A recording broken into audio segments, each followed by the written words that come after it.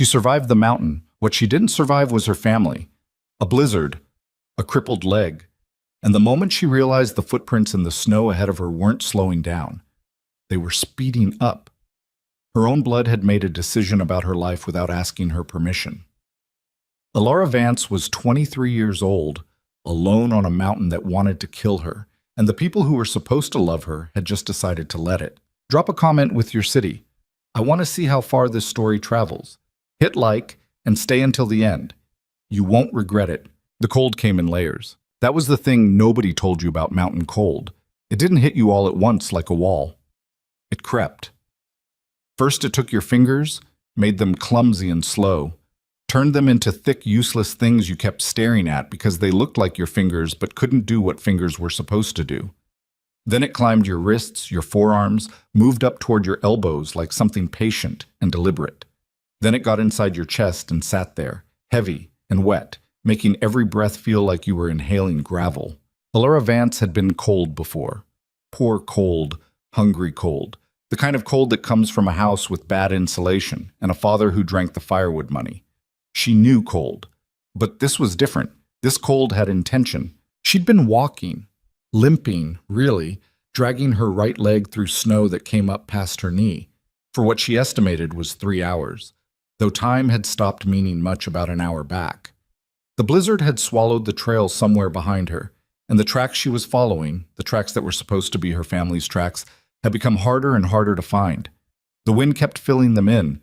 The snow kept falling sideways, thick and wet and relentless, sticking to her eyelashes, finding the gap at her collar, working its way down her back like cold fingers. She stopped. She bent forward, hands on her knees, and breathed through her mouth because her nose had stopped working sometime in the last hour. They're ahead, she told herself. They're just moving faster, that's all. But even as she thought it, something cold that had nothing to do with the weather settled in her gut, because she had been telling herself that for 3 hours. They're just ahead, just around the next ridge, just past the tree line. And every time she reached the next ridge, the next tree line, the next landmark she'd been using to measure distance, there was nothing. Just more mountain, more snow, more silence that the blizzard kept filling with noise that somehow made everything lonelier. Her right leg throbbed. She'd broken it 8 months ago. Well, broken was what her mother had called it, though the break had healed badly and left her with a leg that didn't quite bend right, a knee that swelled when it rained or when she pushed it too hard. The mountain crossing had been pushing it hard for 4 days straight.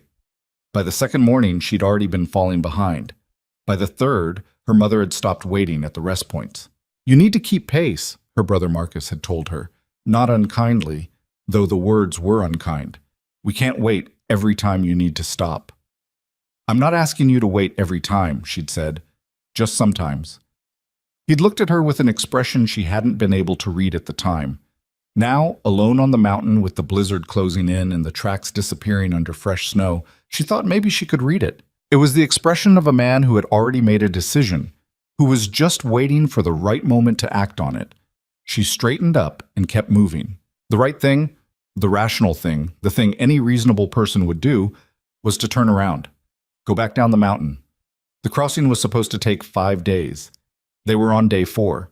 She'd been following the tracks for 3 hours since losing sight of the others, which meant she was somewhere in the middle of a mountain range she didn't know, in a blizzard that showed no sign of stopping, with a leg that was going to give out inside of another mile.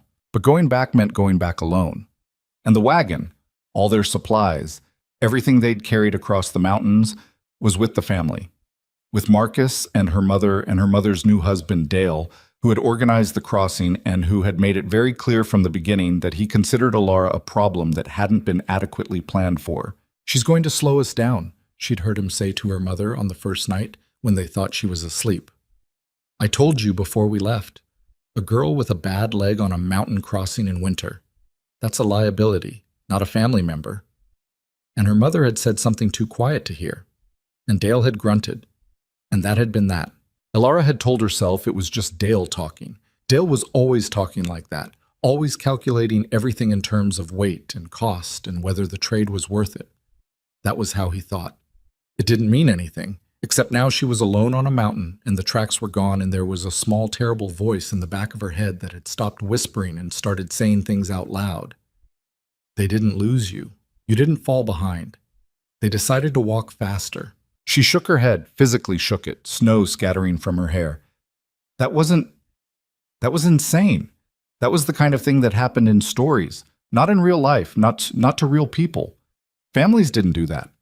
Even bad families, even families like hers with too many debts, and a stepfather who resented her, and a mother who'd stopped fighting for her years ago. They didn't just leave you on a mountain. Her leg buckled. She caught herself on a tree trunk, fingers scraping bark, and stood there for a moment with her forehead against the rough wood, breathing hard. The leg wasn't going to last much longer. She knew that the way she knew things about her own body now, the particular quality of the pain had changed, gone from the deep ache of overuse to something sharper, more specific, a grinding sensation in her knee that made her vision blur when she put her full weight on it. Keep moving, she told herself. Keep moving or you'll stiffen up and you won't move at all. She pushed off the tree trunk and kept moving. The next 30 minutes were the worst of her life up to that point, though she didn't know yet that they were only the second worst. That worse was waiting ahead of her in about 20 minutes, when the last traces of the tracks finally disappeared and left her standing in an expanse of white, with no direction, no landmark, nothing but snow and wind, and the growing dark of a mountain afternoon turning toward evening. She stood there for a long moment. She turned in a slow circle, squinting against the wind. North. Or what she thought was north. The trail had been running mostly north, angling toward a pass that Dale had marked on his map. If she kept going north, she might hit the pass. If she hit the pass, there might be shelter. An old trapper's hut, Dale had mentioned something about a trapper's hut near the pass, though he'd been vague about whether it was still standing, whether it was stocked with anything. She went north. She went north for what felt like another hour, though it might have been 30 minutes or 2 hours. Time had completely untethered from anything measurable. The light had dropped from the flat gray of afternoon to the deeper gray of early evening. The temperature, already brutal, was dropping with it. Her leg was a specific and constant agony now. Her feet, she couldn't feel her feet. She kept looking down at them to confirm they were still moving, which was the only way she knew they were. And then she found the stone. It was a flat stone about the size of a dinner plate, sitting slightly off the ground where it had been propped against a snowdrift. There was something beneath it. She almost walked past it, but something made her stop. Something about the way it sat. Slightly too deliberate. Slightly too placed. She bent down, her knee screaming, and lifted the stone. Beneath it was a piece of oilcloth, folded over itself and tied with a cord. Inside the oilcloth was a piece of paper. She unfolded it. Her mother's handwriting. She recognized it immediately.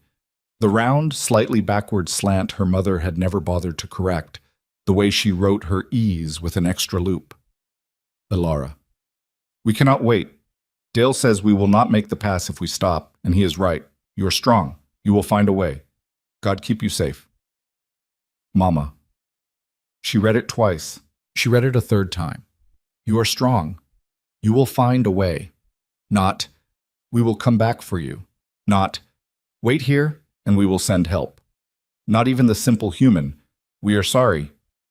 Just, you are strong. You will find a way. The oilcloth fell from her fingers. The paper, already wet from the snow, began to dissolve at the edges. She watched it for a moment with a strange, disconnected feeling, like she was watching something happen to someone else from a great distance. They had known. They hadn't gotten separated from her, hadn't lost her in the blizzard, hadn't assumed she was just behind them. They had stopped to leave her a note, which meant they had made a decision deliberate enough to require a note. They had talked about it, maybe the night before, maybe that morning, maybe for days. And they had decided that Elara was more weight than they could carry, and they had planned for the moment when they would leave her behind. The note was kindness, the cruelest kind. The kind that says, I thought about you before I abandoned you, but kindness nonetheless, of a sort. She should have cried. Later, she would think about that moment and wonder why she hadn't cried. But the cold had gotten into something deeper than muscle by then, had gotten into some emotional mechanism, and what she felt instead of grief was a strange, blazing clarity, like the snow had burned everything else away and left only the essential question, which was very simple. Was she going to die here or not? She picked up the oilcloth. Habit, you didn't leave materials in the wilderness. And she put the stone back, and she kept moving north. She lasted another 40 minutes.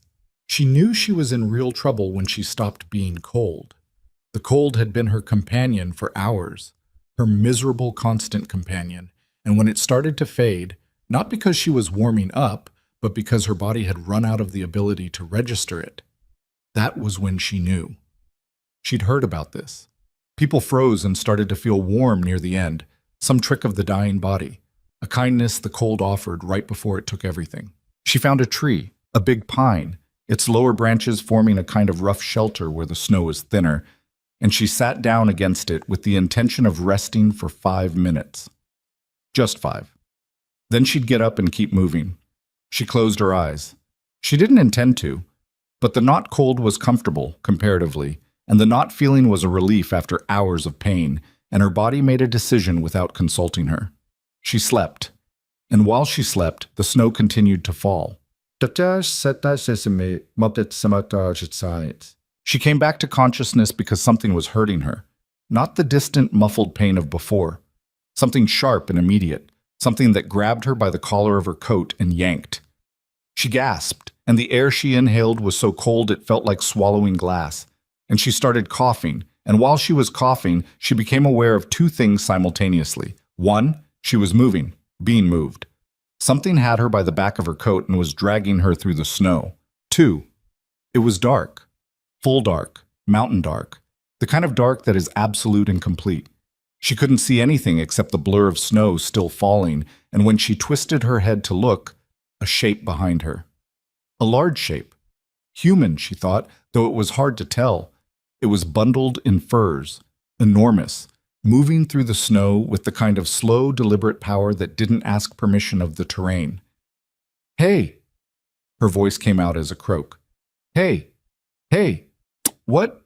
The shape didn't stop, didn't answer, just kept moving, dragging her through the snow at a steady pace. "Stop!" She tried to twist out of the grip. "Stop! Let go!" The grip didn't loosen, not cruelly, but with the absolute firmness of someone who had made a decision and saw no reason to revisit it. "I can walk," she said, though she wasn't sure that was true. The shape stopped. A pause. Then a voice. Low, rough, the kind of voice that came from years of mostly silence broken by necessity rather than choice. "No, you can't." Simple. Matter of fact. Not cruel, just accurate. She stopped fighting. They went through the dark for what felt like a long time.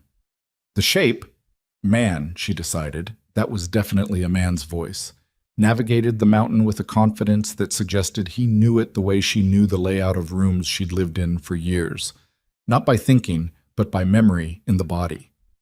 He didn't hesitate, didn't slow down, except once, when she managed to get her feet under her enough to take some of her own weight, and he adjusted without comment. She couldn't see where they were going. She could only see the snow and the dark, and occasionally the bulk of him ahead of her. She should have been terrified. She was alone on a mountain, injured, being dragged somewhere by a stranger who hadn't introduced himself or offered reassurance or done any of the things people were supposed to do in this situation.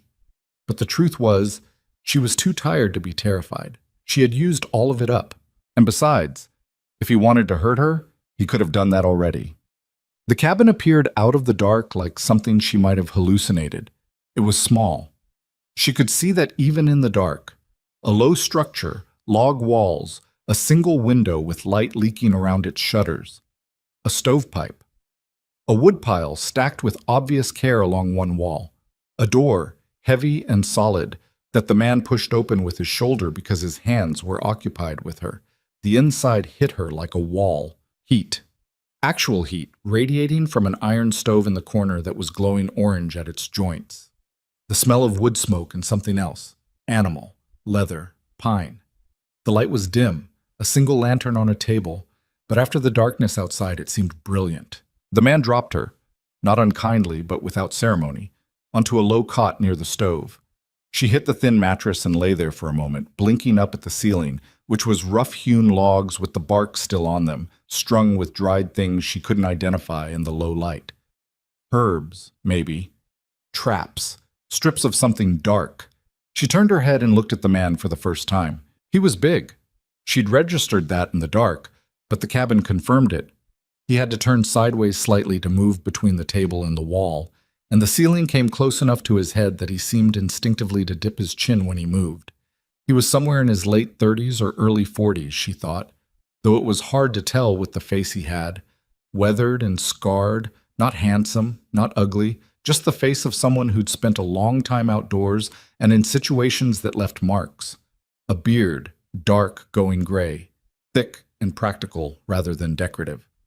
Eyes she couldn't quite get the color of in the lantern light, but which were watching her with a directness that was unsettling.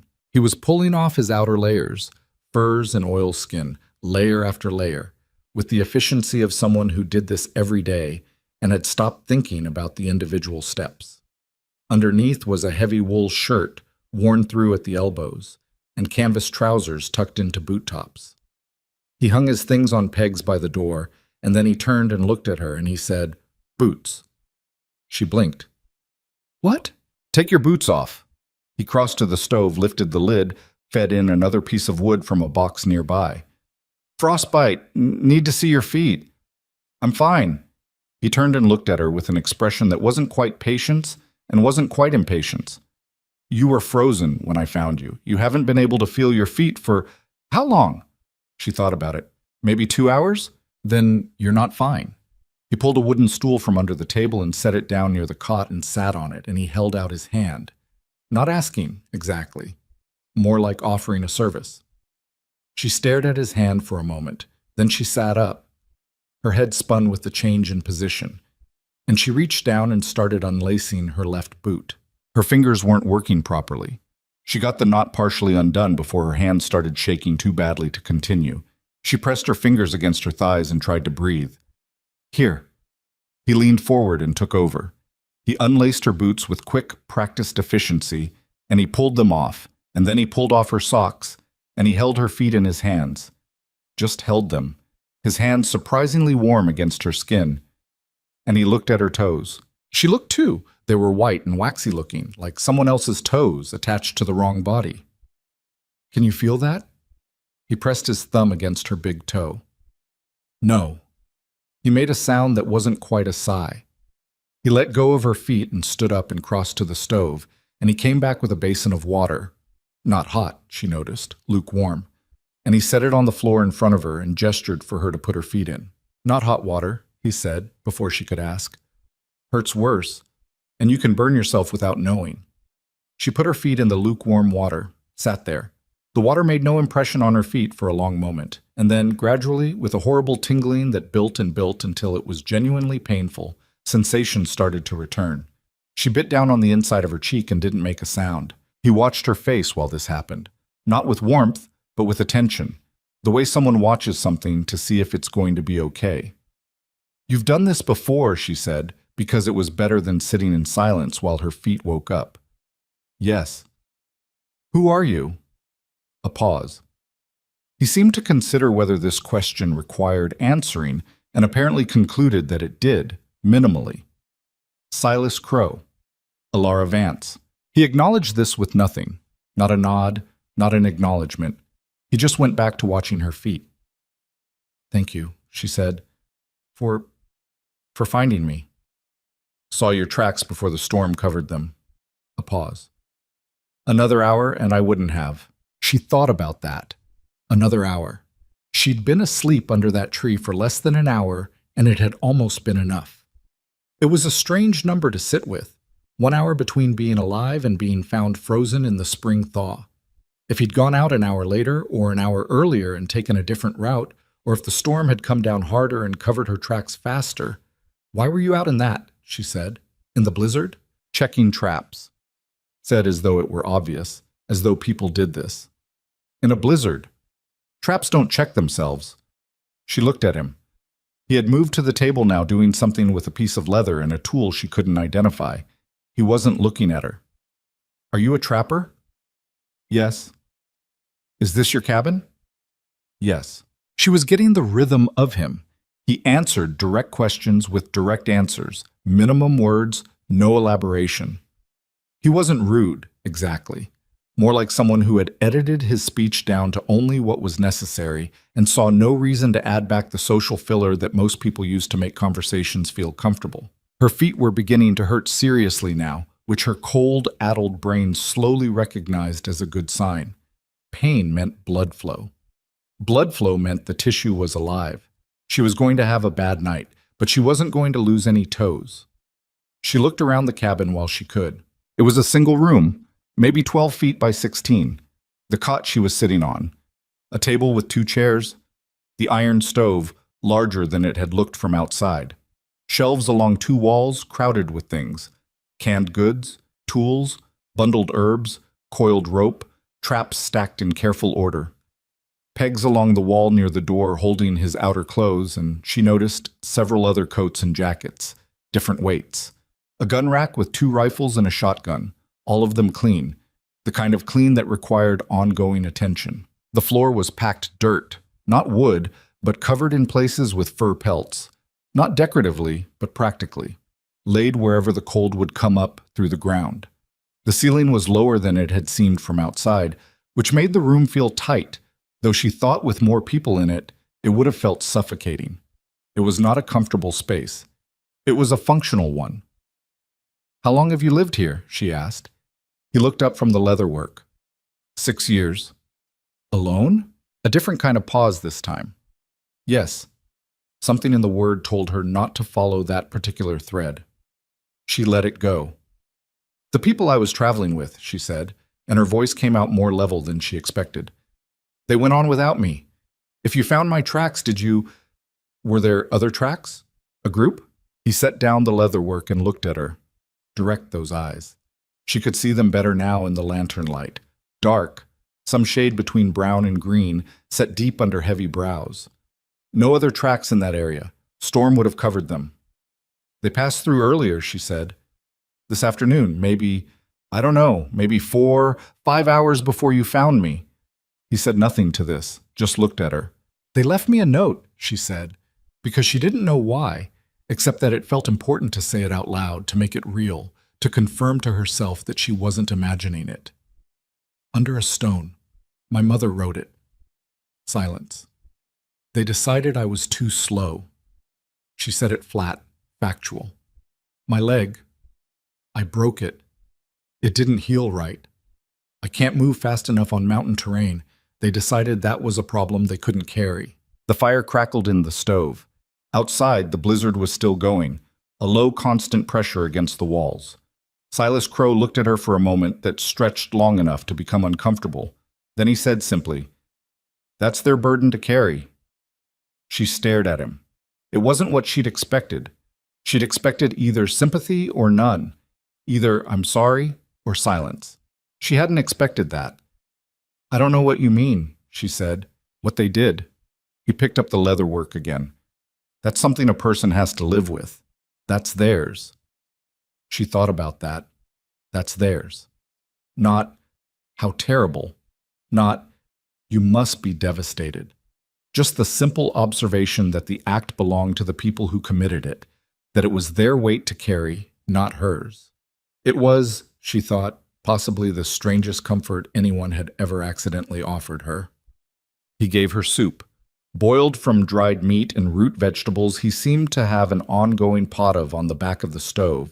She couldn't tell if it was fresh or had been simmering for days. And she didn't ask, because it was hot and it was food, and her body wanted both more than she'd ever wanted anything. She ate 2 bowls. She could feel her stomach pushing back at the second. It had been too long since she'd had a proper meal, and it had shrunk accordingly. But she got it down anyway, knowing she needed the fuel. Silas ate 1 bowl, standing at the table reading something by the lantern. A notebook of some kind, well worn. When she finished, she set the bowl on the floor and said, "What happens now?" He looked up. "What do you mean?" "I mean," she gestured at the cabin, at the storm outside, at the general situation. "I'm here. The mountain is closed. What's the arrangement?" Something moved across his face. Not quite irritation, more like he was deciding how direct to be. He set the notebook down. "You're here for the winter," he said. "Storm like this comes down. It doesn't let up for days, sometimes weeks. And after this one, there'll be another. It's November. The passes don't clear until March at the earliest." "March." She repeated the word slowly.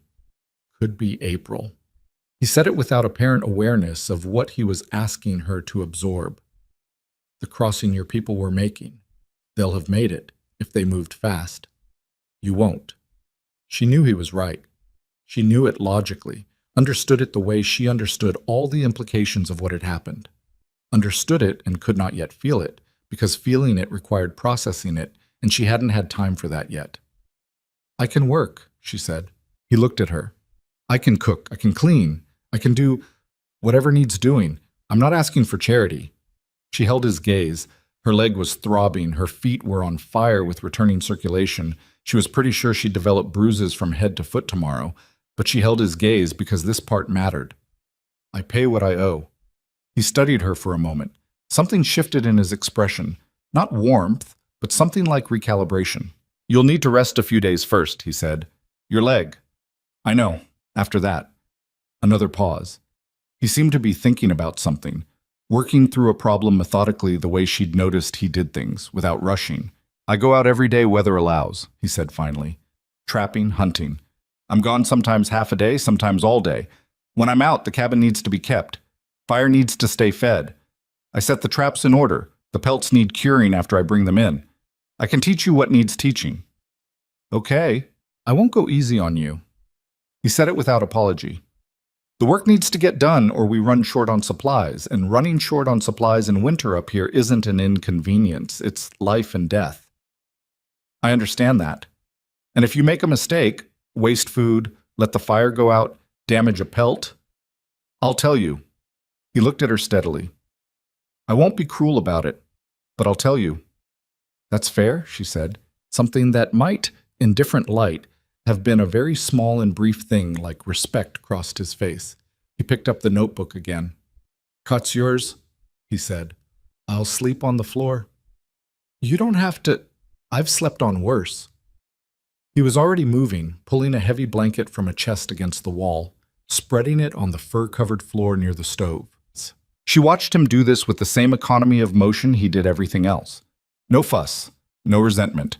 Just a problem, sleeping arrangement, and the most straightforward solution. She lay down on the cot. The mattress was thin, and the blanket he'd left her smelled like wood smoke and animal, and the sounds of the storm against the walls were loud and constant. Her leg ached deeply. Her feet were prickling.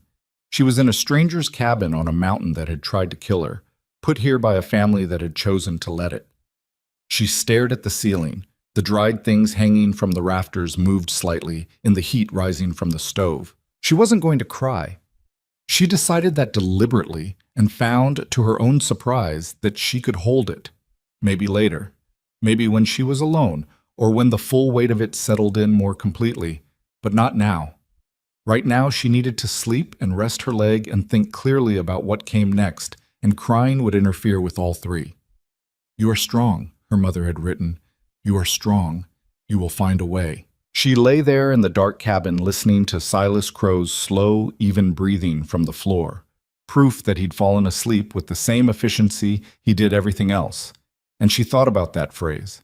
Her mother had written it as comfort, maybe as absolution, a way of believing that leaving her daughter on a mountain wasn't quite the thing it was because the daughter was strong and would find a way.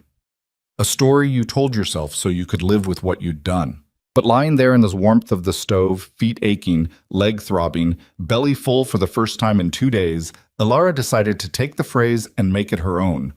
Not her mother's version, not the version that justified abandonment, but a different version, a harder version. You are strong. Be it then. She closed her eyes. She slept. 3 days passed before she could put real weight on her leg. Silas didn't push her before then, but she had the sense, from the way he arranged the cabin to keep everything she might need within arm's reach of the cot, from the way he brought food to her rather than requiring her to come to the table, that he was not being generous so much as practical. An injured person who pushed too hard and made themselves worse was a bigger problem than an injured person who healed correctly. She used the 3 days to watch him. He was up before light every morning. She'd hear him moving before she could see anything. The specific sounds of him putting on his outer layers, stoking the fire, checking things she couldn't identify from the cot. By the time the light through the shutter cracks was gray enough to see by, he was gone. He came back at different times, sometimes by noon, sometimes not until near dark. He brought things with him, pelts sometimes, removed from traps and carried home in a pack. Once, a brace of rabbits. Once, nothing except a cut on his left hand that he wrapped without comment, and which she noticed he kept dry thereafter. In the evenings, he worked. The leather work she'd seen that first night was part of it. Repairing harness, she realized, for the sled and the dogs she hadn't known existed until the second morning, when she'd heard them outside and asked. He also sharpened and maintained his traps, worked on things she couldn't always identify, and sometimes read the worn notebook by the lantern. He said little unless she asked something. Then he answered, minimal but accurate. On the fourth morning, she got up before he left and said, "Tell me what to do today." He turned from the door, looked at her, assessing. She'd gotten used to that look, the way he was always measuring something. "Can you stand all right?" She shifted her weight onto her right leg. It hurt. It was always going to hurt, probably, on some level, for the rest of her life. That was what a badly healed bone and a winter mountain did together. But it was bearable. "Yes. Fire first." He pointed at the stove. "It needs to be kept going all day. There's a specific rhythm to it. I'll show you. You put too much in at once. You waste wood. Too little. It goes out and the cabin temperature drops enough that the water stores can freeze in the walls." Okay. He showed her. He was a good teacher in the same way he was everything else. Efficient, no excess words, but clear and exact. He showed her how to read the fire, how to feed it at the right intervals, what different sounds and colors in the flame meant. He showed her where the water was stored and how to check the levels. He showed her where the food stores were, dry goods on the shelves, frozen meat in a cache outside. He could reach from the cabin's small side door without going into the weather. "Don't take from the cache unless I've told you to," he said. "I keep track of what's there." "I understand." "The soup pot can stay going." He gestured at the back of the stove. "Add water when it gets low. Don't add more meat unless I tell you. I measure what goes in. Because supplies are limited. And because I don't know yet how long you're going to eat from them." He said it without apology. "That changes the math." She nodded. The math. She was part of the math now, an addition to the equation of survival that he was constantly running. She understood that. She was going to have to make herself a positive addition, not a negative one. That first day was hard in the way that was worse than physical difficulty. It was the constant vigilance, the attention required, the impossibility of letting your mind drift without missing something that needed doing. The fire required checking every 40 minutes or so. The soup pot needed watching. When a storm gust came down the chimney and scattered sparks across the floor, she had to move fast to stamp them out before they caught on the furs. She burned her wrist getting the sparks. She said nothing, found a clean rag, wrapped the burn, kept working. When Silas came back that evening and she served him soup, and the burn was visible above the rag's edge, he looked at it and said, "How?" "Sparks came down the chimney. There's burn salve." He got up and found it without being asked. A small tin on the shelf, unlabeled. "Put this on it." "It's fine." "Put it on it anyway." He set the tin on the table in front of her and went back to eating. She put it on. It helped. They'd been in the cabin together for 9 days when they had their first real argument. It was about the wood. She'd been managing the fire correctly. She was certain of it. She'd been careful. She'd been watching it all day. But that evening, Silas looked at the wood pile near the stove and then at the weather and said, "You're burning it too fast." She looked up from the pot she was stirring. "I've been maintaining it how you showed me. The temperature's been dropping. You need to adjust. When it gets colder outside, you have to burn less, not more, because the heat is going to go out faster regardless. You compensate by banking the coals differently." "You didn't tell me that." "No." He said it evenly. "I'm telling you now." "But you're saying I did it wrong when you didn't give me the information to do it right." Something flickered in his expression. "I'm saying we're down on wood, and I need you to understand why, so it doesn't happen again. I'm not blaming you for something I didn't teach you." She held his gaze for a moment. Then she said, "It sounded like you were." A pause. "I wasn't." Another pause. "I'll show you how to bank it correctly tomorrow." She went back to stirring the pot. He went back to whatever he'd been doing. But something shifted. infinitesimally, in the particular texture of the silence they occupied together. Later, when she was almost asleep, she heard him say from the floor quietly, "You're doing well." She didn't respond. She wasn't sure he'd meant for her to hear it. It might have been something he was saying to himself, or to the cabin, or to the situation. The way people sometimes said true things out loud, not because they wanted to be heard, but because the truth needed somewhere to exist outside the head. She lay in the dark and held that sentence very carefully.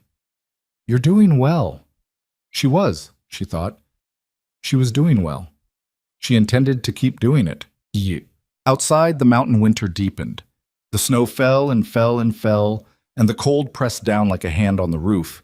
And in a cabin barely larger than some people's closets, two people who did not trust each other, who had no particular reason to trust each other, who came from completely different worlds and had been thrown together by nothing more than the direction of a storm and the location of a set of tracks in the snow, began, slowly and without acknowledging it, to learn each other. Not warmly, not easily, not with any of the niceties that usually marked the beginning of human relationships, but thoroughly, in the way that only happens when there is no alternative, when the world outside is white and cold and indifferent, and the only thing between you and it is walls and a fire and each other. Elara Vance had survived her family's betrayal. She intended to survive the winter too. She intended to survive everything that came after that. The wood lesson stuck. After that night, Elara paid attention differently, not just to the tasks themselves, the fire, the soup pot, the pelts Silas began teaching her to cure, but to the reasoning underneath them. Every rule he'd given her had a reason, and the reasons were all the same reason. Waste nothing, because nothing was replaceable up here. Not until spring, and spring was a long way off. She started asking why before she asked how. Silas seemed to prefer it that way, though he never said so. He just answered the why questions with more words than he gave the how questions, which was its own kind of communication. Why do you salt the pelts before you scrape them? Draws the moisture out faster. You scrape first, you're working against yourself. Why do the rabbits hang outside but the larger pelts stay in? Temperature. Rabbit freezes too hard to work.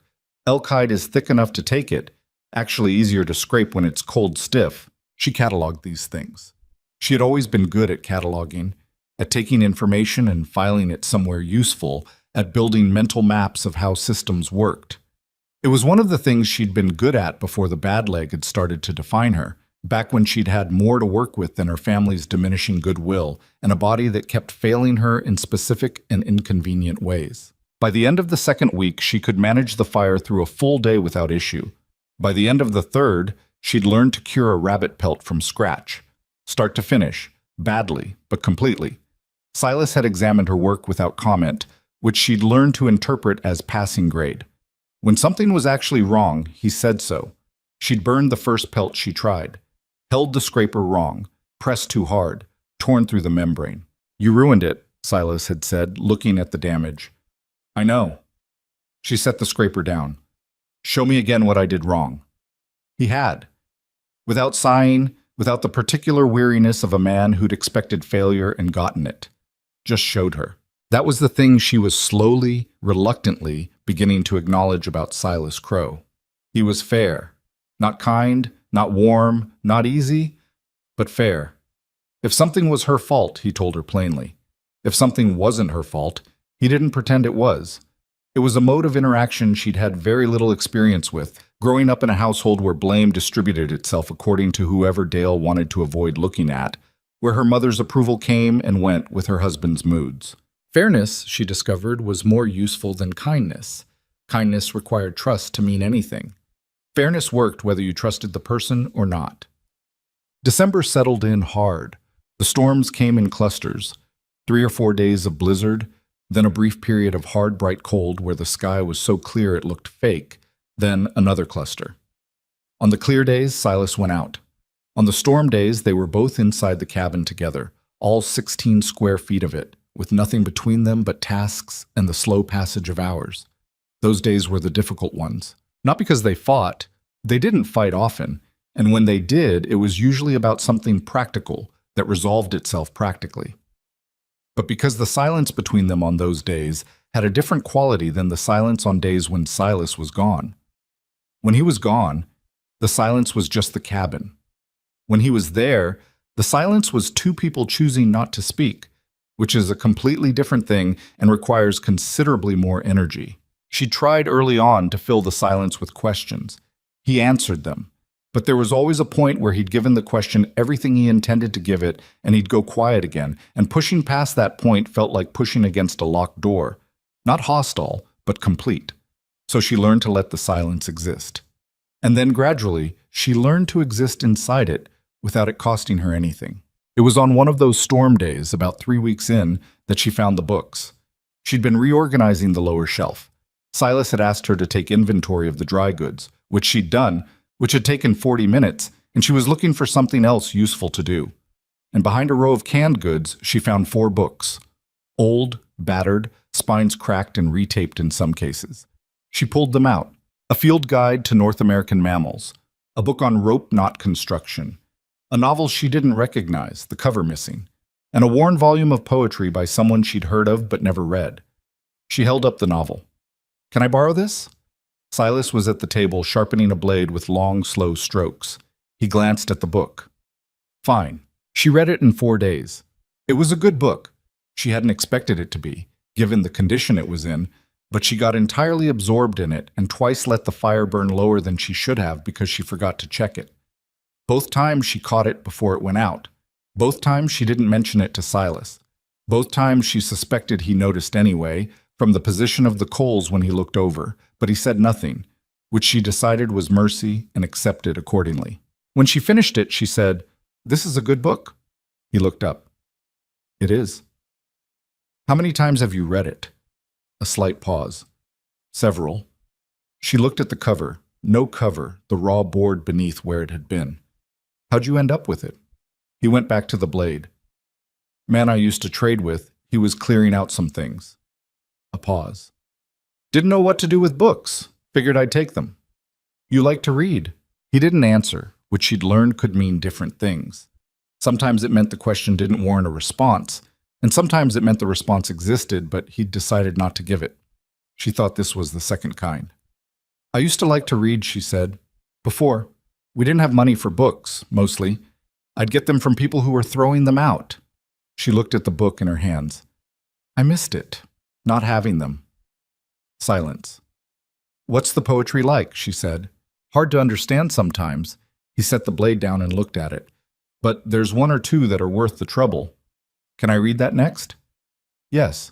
She put the novel back in its spot and took the poetry volume to the cot. She didn't read it that night. She was tired and her leg was aching from a longer day than usual, but she held it for a while before she fell asleep, the way she'd held books as a child. Like the weight of them was something, like pages under her fingers meant she was still connected to a world outside the one she was living in. Bookman. The first time she cooked something from scratch, not the soup, which was ongoing, but an actual meal, rabbit stew with the dried herbs she'd found on the rafters, and some root vegetables from the cache. Silas ate half the bowl before he said anything. Then he said, "What did you put in this?" She told him. He listened. "The time's too much," he said. "Too much. But how is it otherwise?" He looked at the bowl, back at her. A very particular pause. "Better than what I make." She felt something warm move through her chest and immediately told it to be quiet. "I'll use less time next time. Little bit more of the rosemary, less time." "Okay." He finished the bowl. She ate her own and tried not to feel pleased about it and failed, privately, in a way she hoped wasn't visible. That meal was the beginning of a small adjustment in the cabin's atmosphere. Not dramatic. Nothing about Silas was dramatic. But after that, when he came home from the mountain, he'd sometimes tell her what he'd seen out there. Not a lot. Never a lot. Just pieces. A frozen creek he'd crossed, a set of tracks he didn't recognize, the way the ice had formed on the north face of a ridge. Things he'd observed. Like he was filing a report with someone who might find it useful. She started doing the same. Things she'd noticed in the cabin during the day. Small things. A seam in the roof log that seemed to be letting in cold. A jar of dried. Something she'd found in the back of a shelf that she couldn't identify. a strange sound the stove had made in the morning before it settled. They were exchanging information. It wasn't conversation exactly, not in any way she'd used the word before, but it was something. The argument that almost broke the arrangement happened in the 5th week. She'd been attempting to stretch and cure a larger pelt, a beaver, which Silas had brought back from a longer run and left with instructions that were clear, but which she'd apparently misunderstood at a crucial step. She'd used the wrong scraper on the membrane, the bigger one, instead of the smaller finishing scraper, and she'd damaged the pelt significantly. Not ruined, she thought, she hoped, but damaged. When Silas came back and looked at it, his face went very still. "That's wrong," he said. "I know. I used the wrong—" That pelt was 3 days of trapping. His voice was flat. Not raised, but flat in a way that was worse somehow. "That's a week of supplies if I trade it right. If it's damaged, it's worth half." "I understand that." She kept her voice steady. "I made a mistake. I'm telling you what I did wrong. I showed you which scraper. You showed me once, 2 weeks ago, and I was watching you do rabbit at the time, and I confused them. That's my fault, and I'm not arguing that."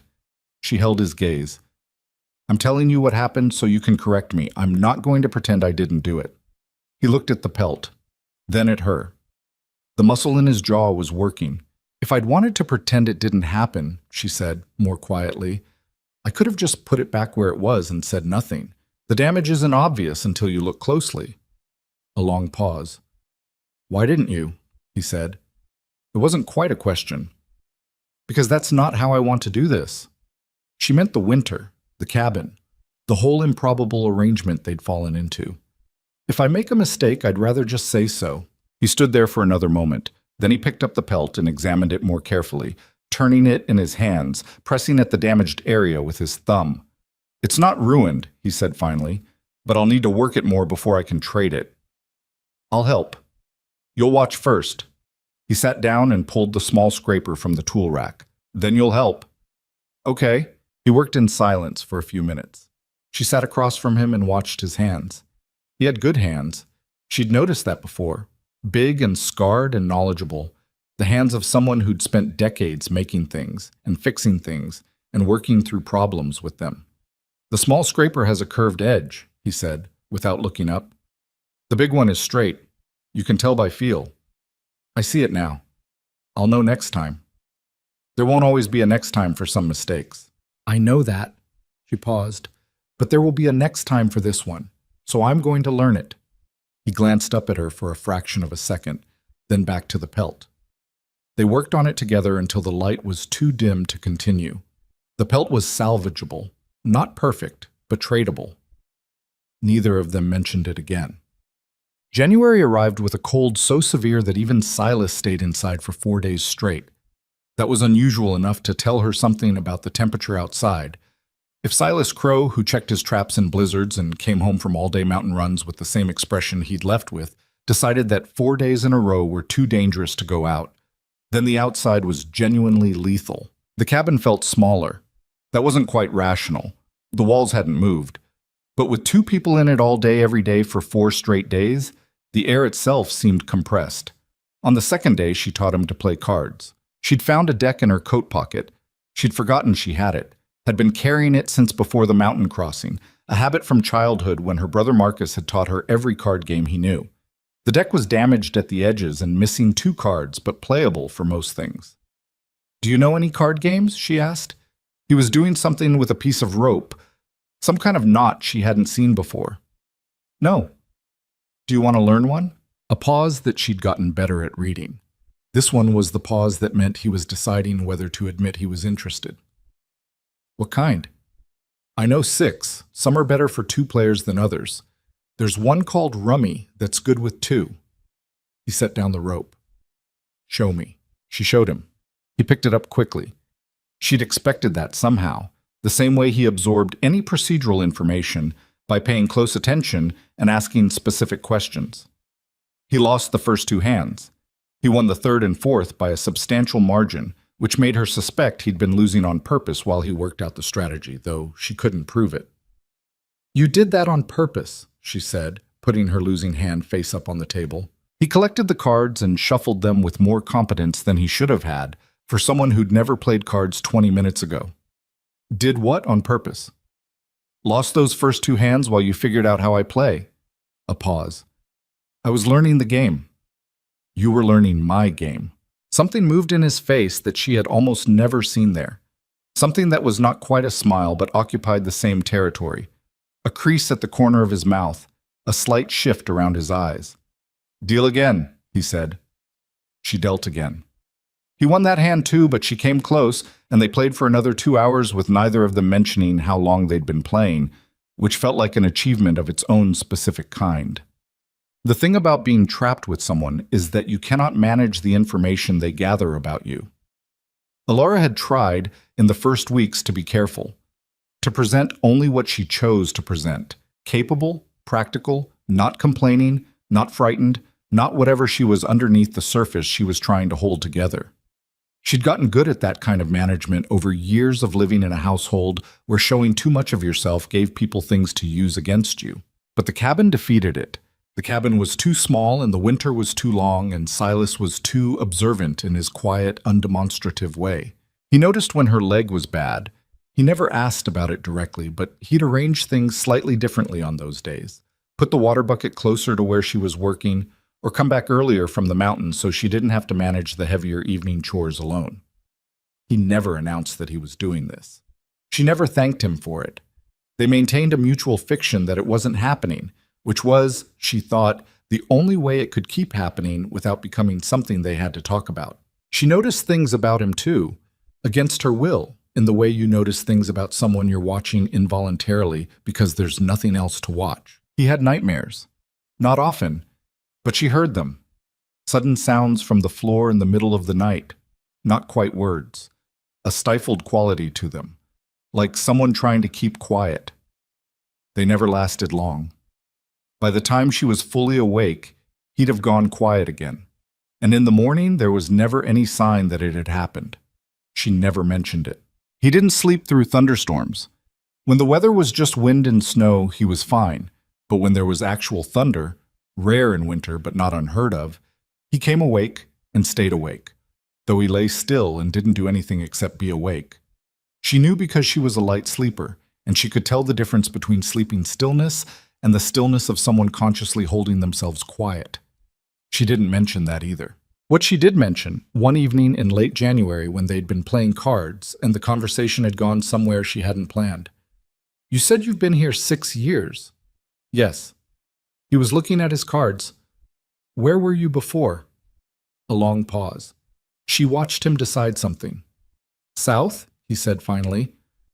Different territory. Worked with a logging company for a while. Before that, ranching. What brought you up here? He set his cards face down and looked at the table for a moment. Needed a change of circumstance. She understood that phrase, understood that it was the phrase someone used when the actual answer was too large or too private for casual conversation. She nodded and picked up her cards and didn't push. He said, after a moment, You don't ask past what people want to give. She looked up. No. Why not? She thought about it. Because I know what it feels like when someone does. He looked at her, really looked at her, in the way he rarely did, directly and for longer than a moment. Fair enough, he said finally. He picked his cards back up. They played out the hand. She won, for once, though she suspected he let her, and she didn't call him on it this time because some things were better left unprovable. February was harder than January. The food stores, which had seemed enormous in November, were visibly shrinking. Silas had been tracking them all along, but she knew that from the way he'd occasionally stand at the shelves and look at them, doing calculations she couldn't follow. But in February, she started tracking them too, counting jars on the lower shelf, estimating what was left in the cache. Are we going to have enough? She asked him one morning.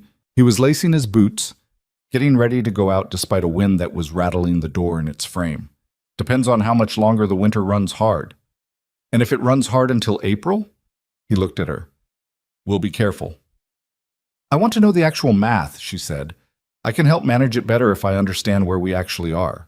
He stood up. He looked at the shelves for a moment, and then he told her. Not approximately. Specifically. What they had, what the estimated consumption rate was, what the gap looked like if winter extended past the projected end date.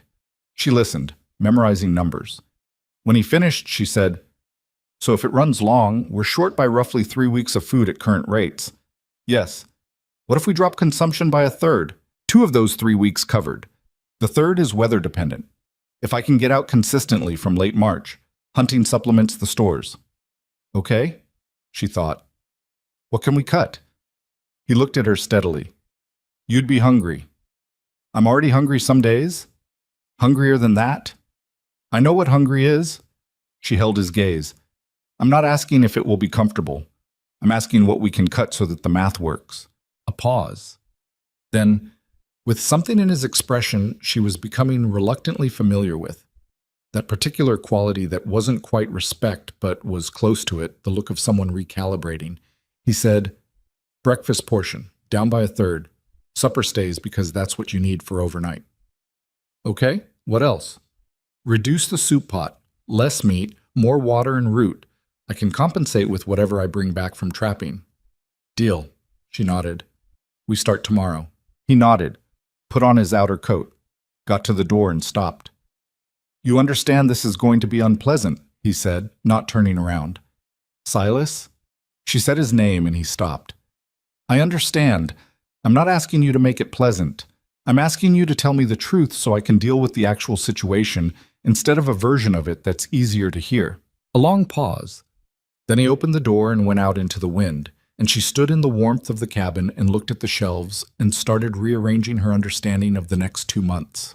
She had entered this cabin with nothing but a crippled leg and a note from her mother telling her she was strong. She did not know yet how true that would need to be. But she was beginning to understand that whatever came next, she wasn't going to face it the way she'd faced everything before, uncertain, dependent, waiting for someone to tell her how much room she was allowed to take up. She set about making breakfast at the reduced portion, measured carefully, put the extra back where it had come from. She did not enjoy the smaller amount when she ate it, but she ate it without resentment, which felt, all things considered, like a different kind of strength than the one her mother had imagined. Outside, the February wind pushed against the walls, and the mountain held its cold, patient grip on everything in every direction. And the cabin and the 2 people inside it went on. He came back wrong. She knew it before she saw him clearly, knew it from the sound of him at the door, which was off. Silas moved with a specific quality of certainty, boots hitting the ground in a pattern she'd memorized without meaning to, the particular thud of his pack dropping before he worked the door latch. That evening, in late February, the sound was different. Slower. Uneven. Something dragging. She was at the stove when the door opened and she turned and looked and her stomach dropped. He was standing in the doorway holding himself up against the frame with one arm, and his right leg was wrong. His canvas trousers were dark from the knee down, dark in the way fabric gets when something wet has soaked through and frozen and thawed and soaked through again. And he was holding that leg slightly off the ground without seeming to realize he was doing it, his weight distributed entirely to his left side and the arm braced against the door. His face was the color of old ash. "Silas." She was already moving. "I'm fine." He said it automatically, the way a person says a thing that isn't true because they've committed to it. "You're not fine." She got to him and looked at the leg and didn't touch it yet. The dark patch ran from mid-thigh down to his boot top. "What happened?" He moved past her into the cabin, one hand trailing along the wall. "Trap. Steel jaw trap. Fouled mechanism. Sprung when I was clearing it." He made it to the table and put both hands on it and stood there, breathing through his nose in a way that told her the breathing required deliberate management. "Caught me just above the knee. Steel teeth." She looked at his face. The ash color, the deliberate breathing. He'd walked home from wherever the trap was. How far? Miles, maybe. On a leg that a steel jaw trap had closed on. "Sit down," she said. "I need to—" "Sit down, Silas." He sat. Not because she told him to, she understood that much about him by now, but because his body had been making the decision for him for a while and had finally finished arguing about it. She crouched in front of him and looked at the leg. The trousers needed to come off, or at least up, but she could already see through the soaked fabric that the wound was bad. The shape of his thigh was wrong, not dramatically, not the wrongness of a break, but a swelling that was already thick and tight-looking even through the cloth. "I need to look at it," she said. "Can you get the trousers off, or should I cut them?" He looked at her for a moment. Something behind his eyes was working. Pain management, she thought. The mental process of controlling how much of the pain he was letting himself experience.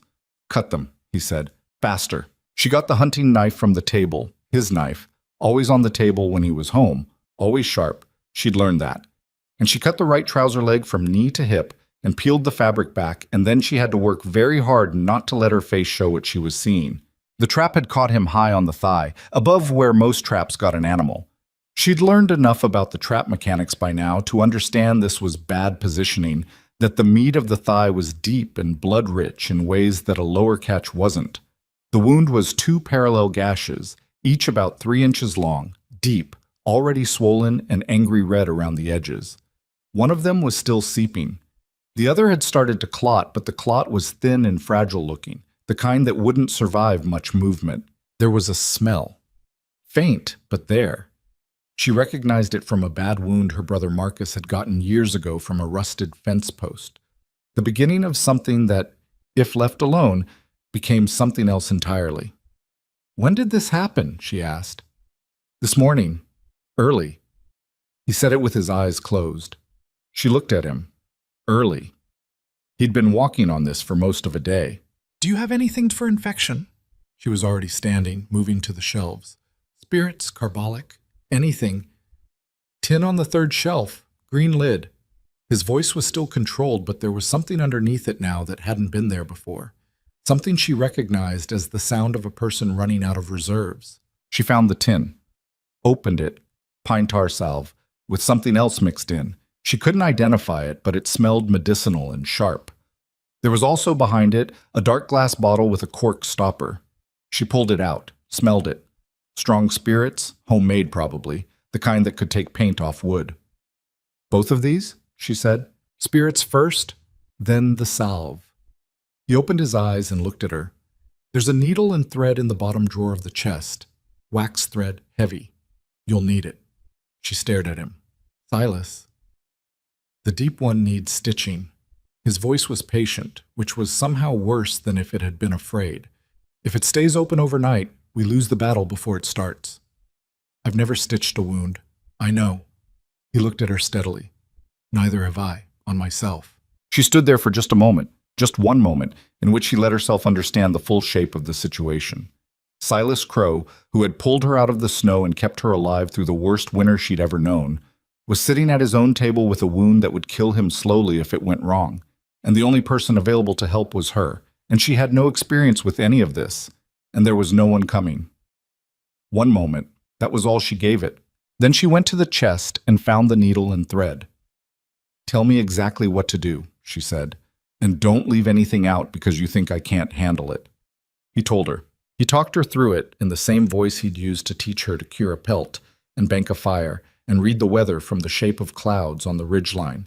Factual, precise, no extras. "Clean it first with the spirits, all the way into the wound. Don't flinch from the depth of it. Pack the shallower gash with the salve. The deep one needs the edges together and held. Small stitches, close together, don't pull hard on the thread. The skin is already tight from swelling." She cleaned the wound with the spirits. Silas made one sound, a short, controlled sound that he pressed his lips together immediately after, and gripped the edge of the table and said nothing. She packed the shallower wound. Then she threaded the needle and she sat on the stool in front of him and she looked at the deep gash and she took 3 slow breaths and she started. It was terrible. She wasn't going to pretend otherwise, even to herself. The needle didn't want to go through swollen, inflamed tissue the way it went through normal skin. It required more pressure than she'd expected, and the first 2 stitches were too far apart, and she had to take them out and redo them, which was worse than doing them the first time. Her hands were steady. She did not understand why her hands were steady. She would have expected them to shake, but they were. And she used that and didn't question it. Silas looked at the wall the entire time. His grip on the table turned his knuckles white.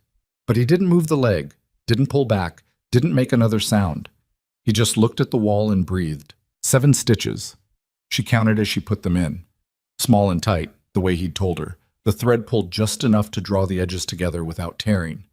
When she tied off the last one and cut the thread and sat back, her shoulders were aching from the tension she'd been holding in them without realizing. She looked at the work. It wasn't beautiful. The stitches were uneven and the second one was slightly puckered. But the wound was closed and the edges were together, and that was what mattered. Done, she said. He looked down at it for the first time. A long pause. Good, he said. She applied the pine tar salve over the stitches and bound the wound with clean cloth from a stack she found on the middle shelf. And when she was finished, she looked up at his face, and the ash color was still there, but the particular tightness around his eyes had eased slightly. You need to be off that leg, she said. I need to… What? She looked at him. What do you need to do that can't wait? He opened his mouth, closed it. Tell me, she said. Whatever it is, I'll do it, but you're going to the cot. He told her by The dogs needed feeding. There was an unfinished task with a pelt he'd been working the previous day. The fire would need an extra feed in 2 hours because the temperature was dropping again. She listened, memorized, nodded. Getting him to the cot was its own challenge. He was a large man and he was trying to help, and he was also significantly impaired by blood loss and a wound that had been walked on for 9 hours.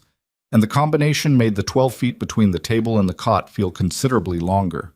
She ended up taking most of his weight on her left side, her good side, and moving slowly and not saying anything when her right leg complained about the extra load. He lay down on the cot with the specific, careful movement of someone managing serious pain, and she covered him with the heavy blanket, and he looked at the ceiling and said, I don't want you to think this will become a regular problem. She almost laughed. It came up suddenly, and she pressed her lips together before it got out, because laughing felt wrong even if it was the real response. Go to sleep, she said instead. I mean it. I know you do. She pulled the blanket up to his chest. You can explain how self-sufficient you are after the fever breaks. He looked at her sharply. I don't have a fever. She put her hand against his forehead, which she hadn't done yet, and he went very still at the contact. His skin was hot. Not raging, not yet, but hot in the wrong direction. You don't have a bad fever yet, she said, pulling her hand back. That's different. He said nothing. His jaw tightened. She recognized that as the expression of a man receiving information he didn't want and had no argument against. I'll check it again in an hour, she said. Sleep if you can. She went and fed the dogs and managed the fire and saw to the pelt. And when she came back in an hour, his eyes were closed and his breathing was slow. And she stood in the doorway and looked at him for a moment. This large, scarred, difficult man who had pulled her out of the snow and given her nothing except honesty and the tools to keep herself alive. And she felt something settle in her chest with a weight she didn't try to name. She checked his forehead. Hotter. She built the fever kit the way she'd seen her mother do it, once, years ago. Wet cloth, cool not cold, draped across the forehead and changed when it warmed. She pulled her stool to the side of the cot, and she sat there, and she did this through the night. The fever peaked on the second day, and she thought for about 4 hours that she was going to lose him. He was not delirious in the way she'd heard people got with fever. He didn't talk nonsense or thrash or say things he didn't mean. He was just very hot, in the way that was wrong enough to be frightening, and he drifted in and out of consciousness. And when he was conscious, he was quiet in a way that was different from his usual quiet. Less like a choice, more like an absence. She managed everything. The fire, the food, smaller amounts now, feeding him broth when he was awake enough to take it, half a cup at a time, patient about the slowness of it. The dogs. The water stores. The wound, which she checked twice a day, cleaning it again with the spirits each time. He bore it each time with the same contained stillness, eyes fixed on the wall, hands loose at his sides instead of gripping anything, which she thought was a decision he'd made rather than an improvement in the pain level. The cabin, which had felt small with 2 people sharing it more or less equally, felt enormous when she was the only one upright. The tasks that they'd divided between them, that they'd never formally divided, that had simply distributed themselves over weeks according to capacity and availability, now fell entirely on her, and she ran the calculations the way he'd taught her to, and found that they were barely covered, that she could manage it all, but there was no margin. On the second evening, she split firewood for the first time. She hadn't done it before. Silas had always handled it, going out to the woodpile before dark and splitting what was needed for the next day or two. She knew the general principle. She'd watched him enough times. She knew how to hold the axe, where to aim, how to let the weight of the head do most of the work. Knowing and doing were, she discovered, not quite the same thing. The first 6 pieces were ugly. She hit wrong twice and glanced off without splitting, and once she hit right, but the log was knotted and didn't want to give, and she had to hit it 3 more times, each time slightly less accurate than the last, as her arms tired. Her right leg was complaining about the stance. She needed to adjust, favor the left, which changed her swing angle, which she had to compensate for. She split 12 pieces. It took her 45 minutes. Her arms ached down to the bone. She carried them inside and stacked them and went back out for more. And this time it took her 30 minutes, which was still too long but was better. And she filed the improvement in the same place she filed everything she was learning. That night she sat beside the cot and changed the cloth on his forehead, and he opened his eyes and looked at her with the glassy quality of someone who was present, but not fully present. "You've been out there," he said. His voice was rough, drier than usual. "Splitting wood." A pause. "You don't know how to split wood." "I do now." She folded the cloth, put it back on his forehead. "You should drink something." "How bad is it?" He meant the wood, she thought, the quality of it. "Functional," she said, "not pretty." Something shifted in his face. Not quite a smile, he was too sick for that, but the territory adjacent to it. "Drink the broth," she said. He drank the broth. Slowly, with the particular patience of someone who'd accepted that their body was operating under constraints. She watched him drink it and thought about how strange it was to be sitting here in this position, the one tending instead of the one tended, the one making the decisions instead of waiting to be told what to do. When had that changed? She wasn't sure exactly. Gradually enough that she hadn't noticed until the gradual had become complete. "Elara!" Her name in his mouth, said so rarely that it still caught her slightly off guard. "What?" "If it goes wrong," he stopped, started again. "If it goes septic, if I go the wrong way, there's gold in the chest, bottom, underneath the spare blanket, enough to get you south when the pass is clear." She looked at him for a moment. "You're not going the wrong way. I'm telling you in case." "I heard you." She took the empty cup. "You're not going the wrong way." He held her gaze for a moment. Whatever he saw there apparently satisfied whatever he'd been checking for, because he closed his eyes. "The stitching was good work," he said, to the inside of his eyelids apparently. "Go to sleep, Silas." He went to sleep. She sat there in the near dark for a while after, listening to his breathing, measuring it, the way she measured everything now, looking for the information in it. It was steadier than it had been that morning. The heat in him was still there, but she thought cautiously that it might be slightly less than it had been at the peak. She didn't let herself feel relieved yet. Relief was something you could afford when the thing was over, not while it was still happening. She'd learned that from him, though he'd never said it directly. Just modeled it the way he modeled everything, by doing it consistently and without comment until it became part of the air in the room. The fever broke on the third morning. She knew because she woke up. She'd been sleeping on the floor, on the furs, in the spot Silas had slept for months while she took the cot. And she heard him moving and sat up fast, the way she'd been coming awake for 3 days, immediately and completely, no fog between sleep and function. He was sitting up on the cot, still pale, still clearly in pain, but present in a way he hadn't been. The glassy quality was gone. He was looking around the cabin with his normal assessing expression, taking inventory. "Don't," she said. He looked at her. "Don't what?" "Don't try to get up yet. Don't inventory the cabin and start calculating what I've gotten wrong. Just sit there for a minute." A pause. "I'm not going to find what you've gotten wrong." "You might. I split the firewood badly. Some of it is knotted and it won't sit in the stove right. I have to break it down smaller, which wastes time." She stood up off the floor and straightened her back. "I'm aware of that. You don't need to point it out." He looked at her for a long moment. "The wound," he said. Can I see it? She helped him unwrap the binding. They both looked at the stitches. The wound was still angry-looking, red and swollen at the edges. The skin around it bruised through a spectrum from yellow to deep purple. But the stitches were holding, the edges closed, and the smell from the first night was gone. "The redness," she said. "Is that bad?" "Inflammation." He pressed very carefully at the skin beside the wound. His jaw tightened. "It's working through it. Not the same as infection." He looked at it for another moment. "You did well. You told me what to do." "I told you what to do. You did it." He met her eyes. "Those aren't the same thing." She handed him the binding cloth to hold the stitches covered, and she went to build up the fire. Her back was to him when she did it, which was good, because she was not entirely sure what her face was doing, and she didn't particularly want to find out. He was off the leg for 12 days in total.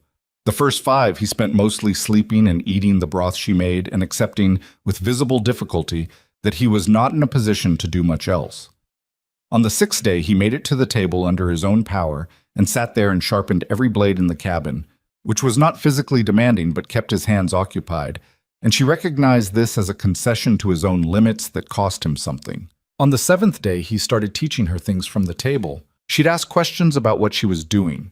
She'd been asking questions all along, but now they were more specific, more technical. And he'd answer from where he sat, sometimes sketching something on the small piece of paper he kept for noting trap locations, sometimes just talking her through it verbally. How to judge when a pelt was fully cured by feel and not just by time. How to read the wind direction from inside the cabin by watching the smoke from the stovepipe through the shutter crack. How to set a snare, the theory of it, because she couldn't practice yet, but she could understand. She absorbed everything. She asked when she didn't understand. She attempted things, and sometimes did them wrong, and said so, and tried again. On the 9th day, she went out and checked the nearest 2 trap lines by herself. He'd told her where they were, described the route in enough detail that she'd been able to follow it. She'd taken the smaller pack and his second pair of snowshoes, too big, she stuffed them with spare cloth. And she'd gone out in the hard, cold morning and found both traps and reset one of them and come back with a rabbit and a small expression of fierce satisfaction that she made sure was gone by the time she pushed through the door. She held up the rabbit. He looked at it. "Good. The north line trap was empty," she said. "The position's wrong. It's too exposed. Animals are going around it. I moved it under the spruce overhang 20 feet east." He was quiet for a moment. "That's where I had it originally," he said. "I moved it because of a drift that formed last season.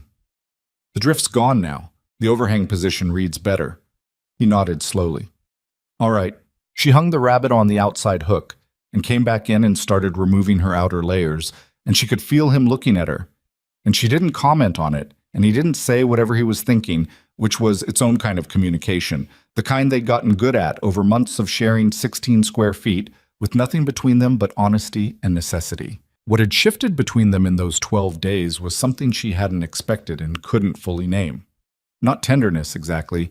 She didn't think either of them were built for that kind of thing, or at least not readily. Something more structural than that.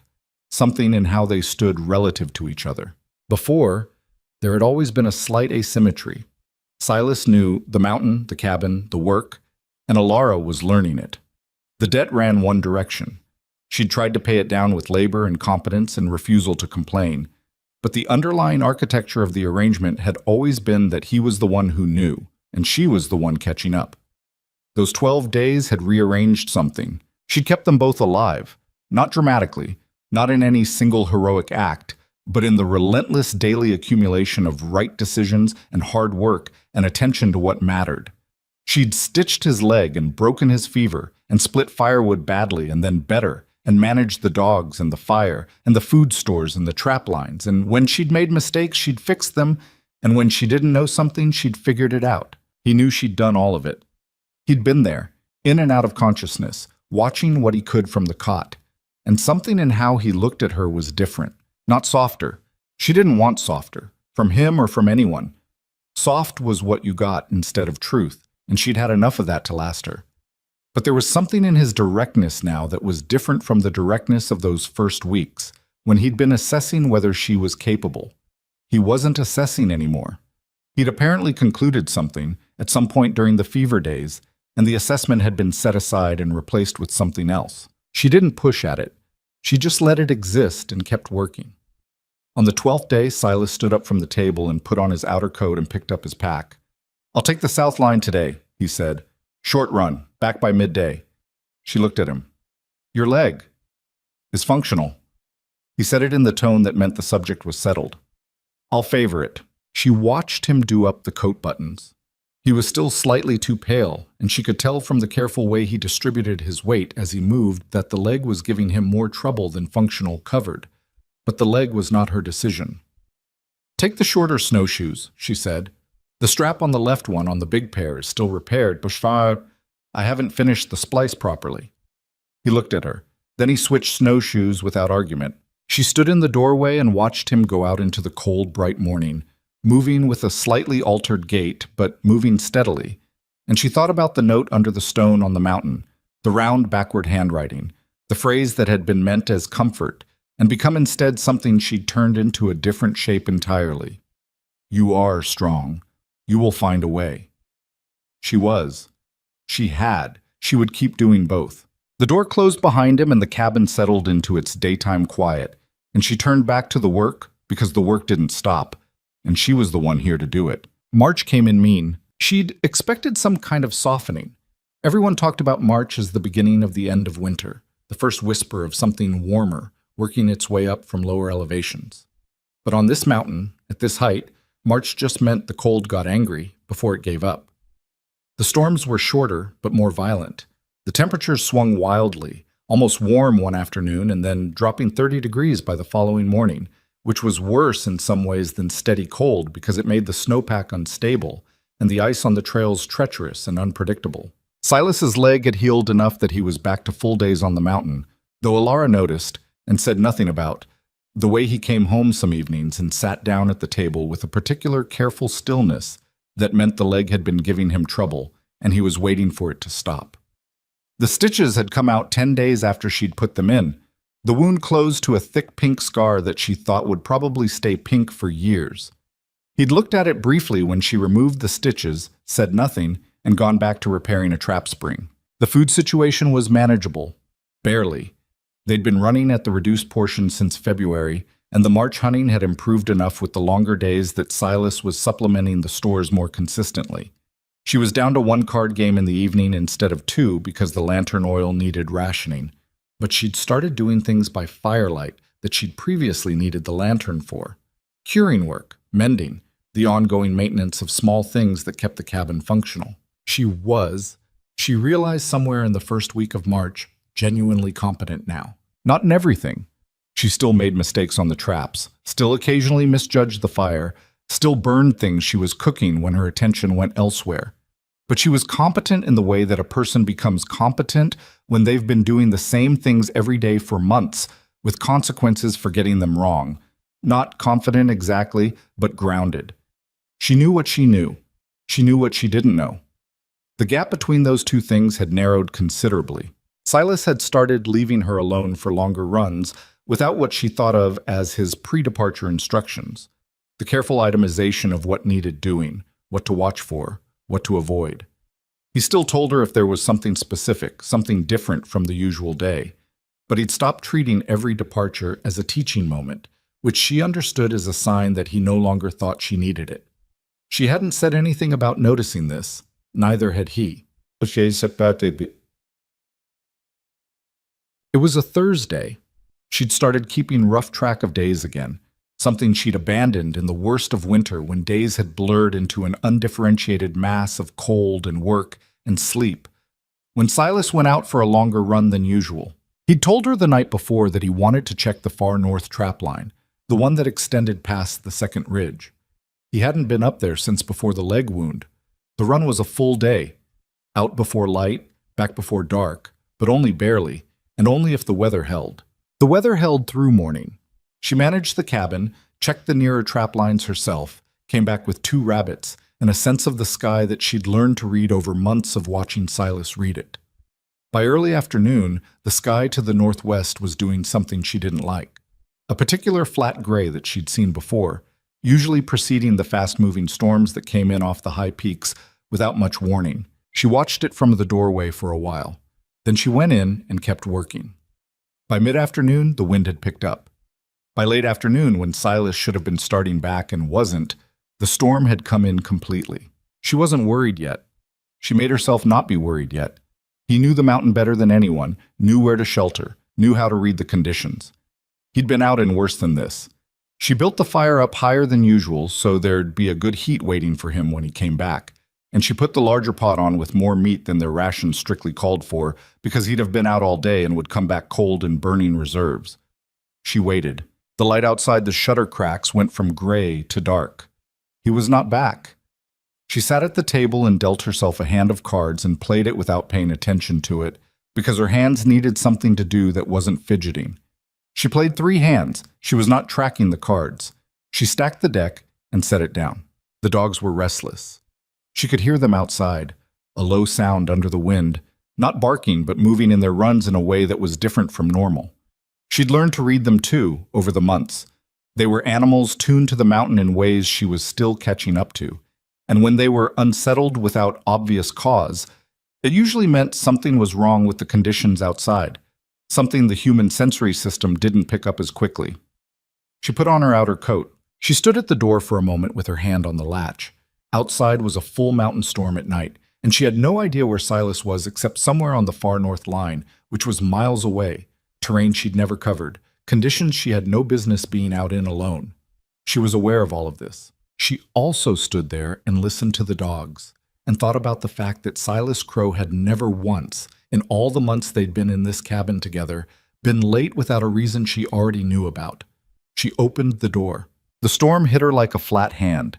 Snow horizontal, temperature already dropped hard from the afternoon, the wind taking everything and throwing it sideways. She got the door shut behind her and stood on the small covered porch and looked out into the dark and the white and thought, rationally and clearly, I cannot find him in this. I don't know the far north line. I don't know the terrain. I would get lost inside of 20 minutes. The rational thing was to go back inside and wait. She went back inside. She lasted 9 minutes. What she did have was the rifle. Silas had 2 rifles in the rack, the heavy one he used for larger game, and the lighter one he'd started letting her use on the closer trap runs when there'd been sign of something that might cause trouble. She'd fired it twice in practice, enough to know the weight of it and how it kicked. She'd never fired it at anything living. She took the heavy one because she didn't know what was out there, and she loaded it the way he'd taught her with a patience she hadn't expected, and she put extra rounds in her coat pocket. Then she took the lantern, shuttered it as tight as it would go to keep the flame alive in the wind, and she went back out into the storm. She went north. She couldn't take the full far north line. She accepted that. She couldn't find her way to the second ridge in a storm at night without knowing the terrain. But she could go north from the cabin, toward where the line started, and she could use the lantern and she could make noise, and if Silas was somewhere out there within range of that noise and that light, he might find his way to it. She moved through this dark with her arm up against the wind, and her eyes narrowed to slits. The snow was thicker than it had looked from the porch. It was coming from 3 directions at once, which wasn't meteorologically possible and was happening anyway, catching and bouncing off the terrain in ways that made directions strange. She'd been walking for about 20 minutes when she heard it. Not Silas. Not a human sound. A sound she'd learned to identify over months of living on a mountain where things that weren't human also lived. Deep, rhythmic, close. Multiple sources. The specific bass quality of large animals communicating at a register that sat just above the threshold of sound you felt rather than heard.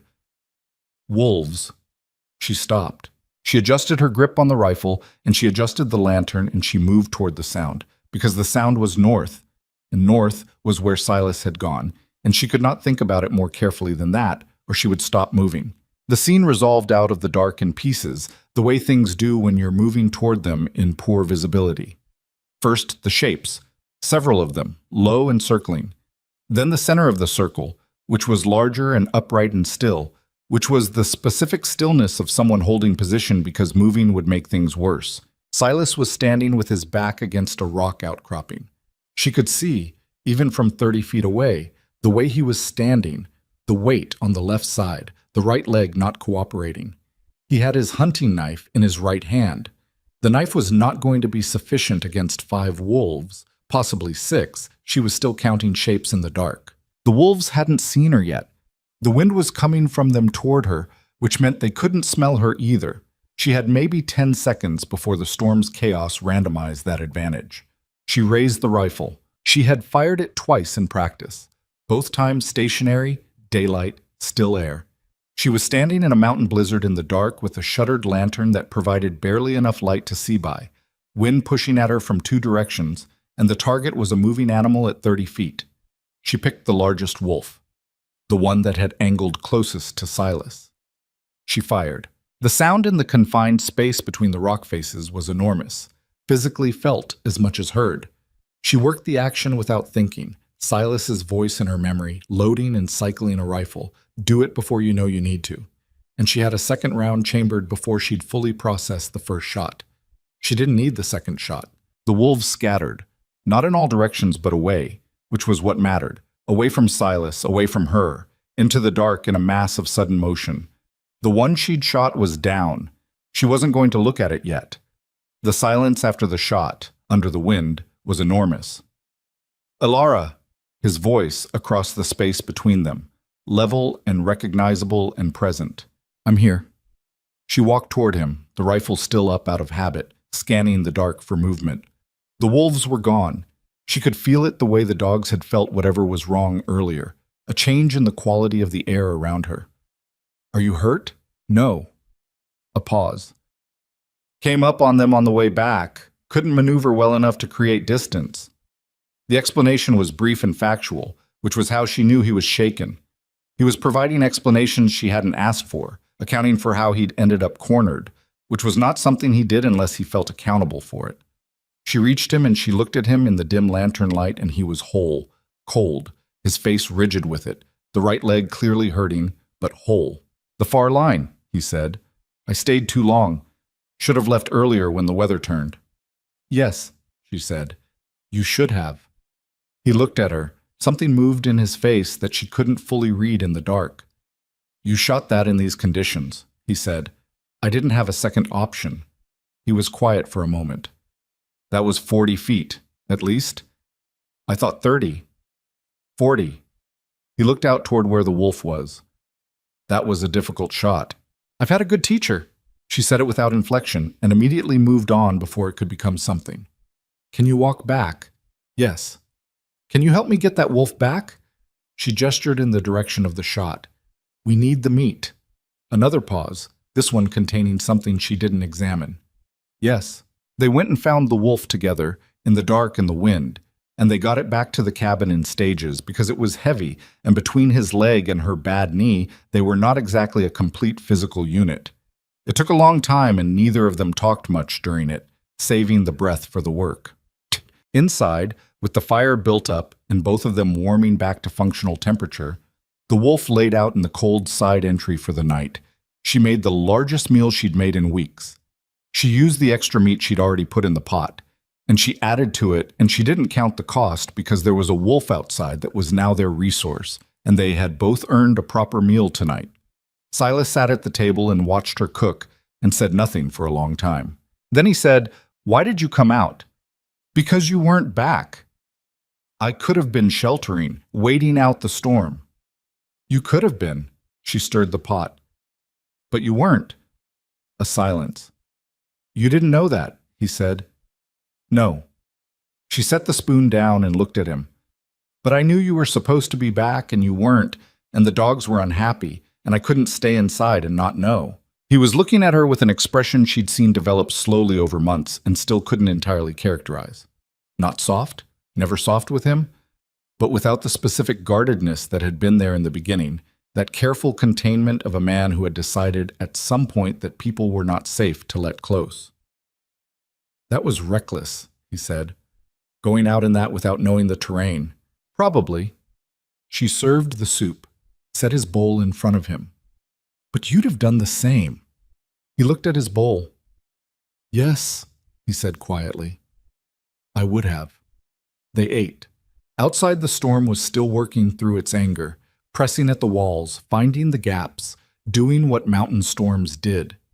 Inside the fire was high and the food was hot, and the wolf was in the side entry representing 3 weeks of supplies that they'd earned in the most direct possible way. "That's a difficult shot," he said again, halfway through the bowl, looking at nothing in particular. "You've said that." "I know." He was quiet for a moment. "I was thinking about it." "Stop thinking about it and eat." He ate. She ate. The storm went on outside and they let it because they'd been letting the mountain do what it did all winter and responding to it, and this was the same thing. She thought about this first night, being dragged through the dark by a man she couldn't see, too cold to be afraid, too far gone to resist. She thought about the first morning, waking up to a cabin she didn't know with a man who moved through it like the space was an extension of himself, who looked at her with those assessing eyes and gave her the minimum of what she needed to understand her situation and waited to see what she'd do with it. She thought about all the distance between that night and this one. Not comfort, exactly. Not safety, which was a concept the mountain had revised for her entirely. Safety wasn't a state, it was a practice, something you maintained through constant attention and correct decisions, and the willingness to go out into a blizzard when the alternative was sitting still and not knowing. But something. "Silas," she said. He looked up. She wasn't sure what she'd been going to say. She sat with it for a moment and decided it didn't need to be said in words. Whatever it was, it existed between them already, had been building all winter in the space between all the things they'd exchanged without saying them. "The wolf," she said instead. "I'll start on the hide tomorrow. It's a good one." He looked at her for a moment longer than the sentence required. "It is," he said. They finished eating. She washed the bowls. He banked the fire for the night with the precision of long habit. She took her position on the cot, hers, since the beginning, unchanged. And he took his place on the floor, unchanged. The lantern went out. In the dark, after a while, his voice, "You aimed left of center." She stared at the ceiling. "I aimed for the kill shot." "I know." A pause. "That's what I mean." She said nothing. The storm outside was quieter now, winding down. She had come to this mountain to die, more or less, or at least she had arrived here having been judged not worth keeping alive, and she had spent the winter doing the opposite of dying. And somewhere in there she had become something she hadn't been before. Not harder, exactly, not colder, but more particular about what she chose to carry and what she set down. Her family had decided she was weight. She'd decided they were wrong. The fire breathed low in the stove, and the mountain settled around the cabin, and Elara Vance lay in the dark and felt something unfamiliar in her chest. Not happiness, not yet, that was too simple a word for whatever this was, but something in the neighborhood of it, something that didn't have a name yet but was real. The way the cold was real, the way the work was real, the way the man sleeping on the floor 6 feet away was real and present and no longer a stranger. Spring was coming. She didn't know what came with it. She slept. Spring did not arrive the way people in lower places imagined it. It didn't come overnight. It didn't announce itself. It crept in sideways, the way the cold had crept in back in November, in layers, incrementally, taking things back 1 degree at a time. The snow on the south-facing slope outside the cabin door developed a crust that melted by noon and refroze by dark. The icicles along the eave dripped during the warmest part of the afternoon. The light changed, not warmer exactly, but longer, the days stretching at both ends in a way that made the cabin feel less sealed. Elara noticed all of it. She'd become a person who noticed weather the way other people noticed the time, automatically, constantly, as orientation rather than interest. She knew what the quality of the morning light meant for the afternoon conditions. She knew what the particular sound of wind through the ridge gap above them predicted for the following day. She'd built this knowledge without intending to, one winter day at a time, until it was simply part of how she moved through the world. She was curing the wolf hide in late March when Silas came in from outside and said, "South Pass will be open inside of 3 weeks." She kept working. "How do you know?" "Ice on the creek below the first ridge is pulling back from the edges. Happens about 3 weeks before the pass clears, consistent as anything." He hung his coat and went to the shelves to assess the remaining stores the way he did every few days. "Temperature's running warmer than last year this time. Could be less than 3 weeks." She let the information sit for a moment. 3 weeks. She turned it over the way you turn over something whose weight you're not sure about yet. You'll want to be ready, he said, without looking up from the shelves. Ready for what? To go. He said it factually, the way he said most things. When the wagon trains start coming through, they move fast. You'd want to be at the lower trailhead to catch the first one heading south. She set down the scraping tool. She looked at his back, the broad set of his shoulders, the way he held himself at the shelves, doing the numbers in his head that he was always doing. You've been thinking about this since February. He turned around. His expression was the one she'd learned to read as him being careful with something, not guarded, but deliberate. I've been setting aside trade goods. The wolf pelt is worth more than you'd think, in good condition. The beaver from the North Line. Some of the dried stores I can spare. He paused. Enough to get you south and set up somewhere with something to work with. She looked at him for a long moment.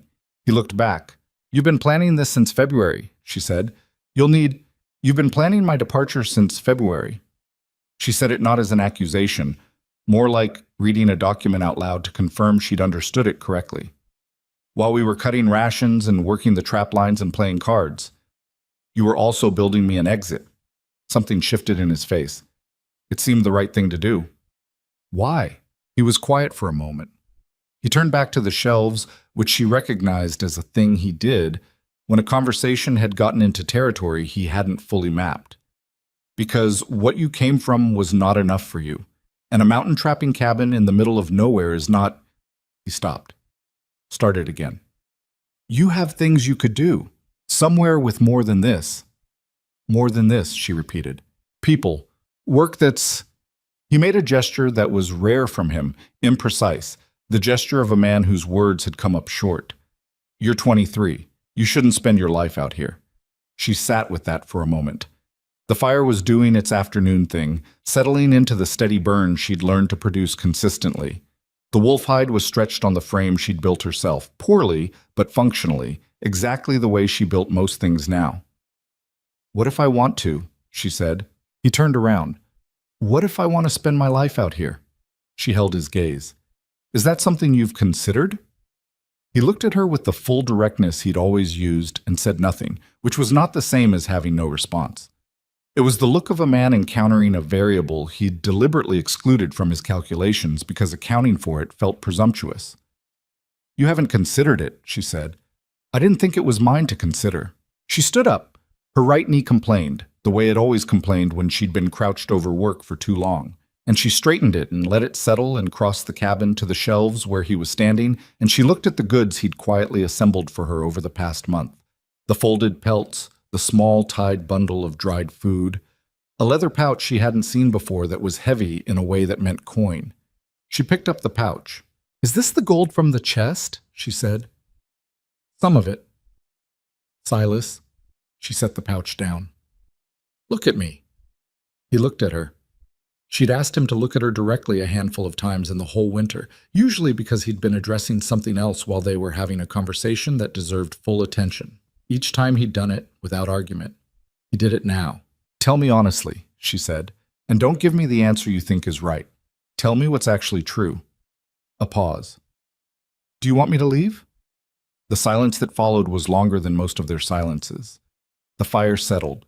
Wind moved past the cabin outside, the lighter wind of early spring that was different from winter wind in a way she could feel in her bones now. No, he said. Just that. No qualification, no addition. Then why are you sending me away? Because wanting you to stay and it being right for you to stay are not the same thing. He said it with difficulty. She could see the difficulty, the way he worked through it. And I won't ask someone to stay for my benefit when they have options. She thought about that. It was so him, so entirely consistent with every fair and disciplined and frustrating thing about Silas Crow, that she almost wanted to shake him. The man who'd never once taken more than his share of anything, who'd taught her everything without holding any of it back, who'd slept on his own floor for 5 months without being asked and without making her feel indebted for it, who had built her an exit because he thought she deserved one, even though building it had cost him something. What if staying is what I want, she said. Not for your benefit, for mine. He was very still. I came to this mountain with nothing and no one, she said, and I built something here. Not you. I mean, the actual something. The knowledge, the capability, the ability to check a trap line and read a sky and stitch a wound and fire a rifle in a blizzard at 40 feet, apparently. She watched something move in his face. I'm not the person who was under that tree in November, and the person I am now was made here, on this mountain, with you. She didn't say the rest of it. She didn't need to. It was there in the air between them, in all the months of silences and shared meals and card games in the dark, and him on the floor, and her on the cot, and the specific quality of the trust that had built up between them without either of them naming it, because naming things was not how they did things. The cabin needs work, she said, when the silence had gone on long enough. The east wall seam has been letting cold in all winter. The woodpile needs rebuilding before next fall. The north line trap placements need reassessing in the summer when you can actually see the terrain without snow. She paused. That's a lot of work for one person. He looked at her for another long moment. Then, the roof over the storage side needs rethinking. Ice dam's been building up there all winter. She blinked. I didn't know about that. I've been managing it, but it needs a proper fix in summer. He held her gaze. 2 people would make that easier. Something shifted in her chest, warm and complicated and not quite nameable, which was appropriate, she supposed, given that she'd spent the winter learning that the most real things rarely had clean names. Then it settled, she said. He nodded once, picked up the leather coin pouch and held it for a moment, and then put it back in the chest where it had come from. Closed the lid. The wagon train came through in the second week of April. She heard it before she saw it. The sound of animals and wood and people carried up the mountain in the thin spring air, sounds she hadn't heard since November, sounds that belonged to a world that had continued existing without her while she'd been up here becoming someone else. She and Silas were both outside when it came into view at the lower trail. A line of wagons moving north, 8 or 10 of them, slow and deliberate on the muddy spring road. They watched from the ridge above the trail. They'll stop at the creek crossing to water the animals, Silas said. Be there an hour at least. I know. She watched the wagons. From this distance, she couldn't see faces, just shapes, people moving around the wagons. Children, she thought, someone on horseback at the front. The sounds drifted up in pieces, voices and wheels and animals, the particular music of a group of people in motion with somewhere to go. She felt something looking at it, not longing exactly, something more complicated, a recognition, maybe, of the world she'd come from and the specific shape of what she'd left behind when she'd decided to stay. You can go down if you want, Silas said. Talk to them, see if anyone's heard of your family's wagon. She glanced at him. He was looking at the wagons with no particular expression, which she knew by now was not the same as feeling nothing. I don't want to know where they are, she said. She'd thought about this over the long winter weeks, turned it over, examined it from different angles. Her mother, Marcus, Dale, the note under the stone. I mean, I know that might seem strange, but I've been thinking about it and I don't want to spend any time or energy going in that direction. It doesn't seem strange. Does it seem like I'm avoiding something? No. He was quiet for a moment. Seems like you know what's worth your time. She looked at him. That was, she thought, the most he'd ever said about what had happened to her on this mountain without being asked, and it was enough, more than enough. They watched the wagons reach the creek crossing and stop, the way Silas had said they would. The sounds changed, the purposeful noise of a group settling temporarily, unhitching animals, moving around with specific tasks, normal human sounds. Life being lived at a different pace and temperature than the one she'd been living. She thought about her mother writing that note, trying to imagine what was going through her mind, what she'd told herself, how she'd folded the oilcloth and placed the stone over it and walked away. You had to construct a story to do something like that, a story in which the person you were leaving behind was going to be all right, would find a way, was strong enough that your leaving wasn't really abandonment, but a kind of faith. She'd spent November hating that story. By December, she'd been too busy surviving to think about it much. By January, she'd set it down almost entirely, not through forgiveness exactly, but through a shift in what she chose to carry. The note, the stone, the backward handwriting, those things belonged to her mother. The weight of what had been done was not Alara's to carry. Silas had said that on the first night, and it had taken months to fully understand it, but she understood it now. What you did lived with you. The person you did it to got to decide whether to carry it or put it down. She put it down. 7. That afternoon, she went down to the creek crossing alone. Not because she was reconsidering. She'd already made her decision, and it sat solid in her, the way the right decisions always felt. Not comfortable necessarily, but certain, grounded, without the hollow quality of something chosen badly. She went because she'd realized, watching the wagons, that there was something she needed that was not available on the mountain and might be available among the people stopped at the creek. Seeds. The idea had come to her 2 weeks earlier when the first bare patches of ground had appeared on the south slope, and she'd stood looking at them and thought, garden. Silas had no garden. He'd never had one. The growing season at this elevation was short and unreliable. He'd explained once when she'd asked, not worth the effort. But she'd been thinking about the food situation all winter, running numbers, and the math was better with a garden than without one, even a small one, even an unreliable one. Root vegetables mostly, the hardy ones. Maybe some of the hardier greens. You had to start with seeds. She came down to the creek, and the people there looked at her with the particular look of people encountering someone who had been somewhere difficult for a long time. She could see herself in their eyes, slightly, what she must look like, leaner than she'd started, weathered in a way that November Alara had not been, wearing clothes that had been mended multiple times and boots that had been resoled by Silas's hands. She traded 2 of the rabbit pelts she'd brought down for a paper envelope of turnip seeds, a small cloth bag of carrot seed, and some dried bean pods from a woman near the 3rd wagon who seemed to know what she was doing with plants. They talked for a few minutes, nothing deep, the brief, honest exchange of strangers who have something useful for each other. And then Alara climbed back up to the cabin. She put the seeds on the table. Silas looked at them. Garden, she said. He looked at the seeds for a moment. Ground's too rocky above the cabin. Below the cabin. The south-facing shelf where the snow comes off first. The soil down there looked workable when I checked it last week. She sat down. I know the season's short. I'm not expecting abundance. I'm expecting to improve our margins.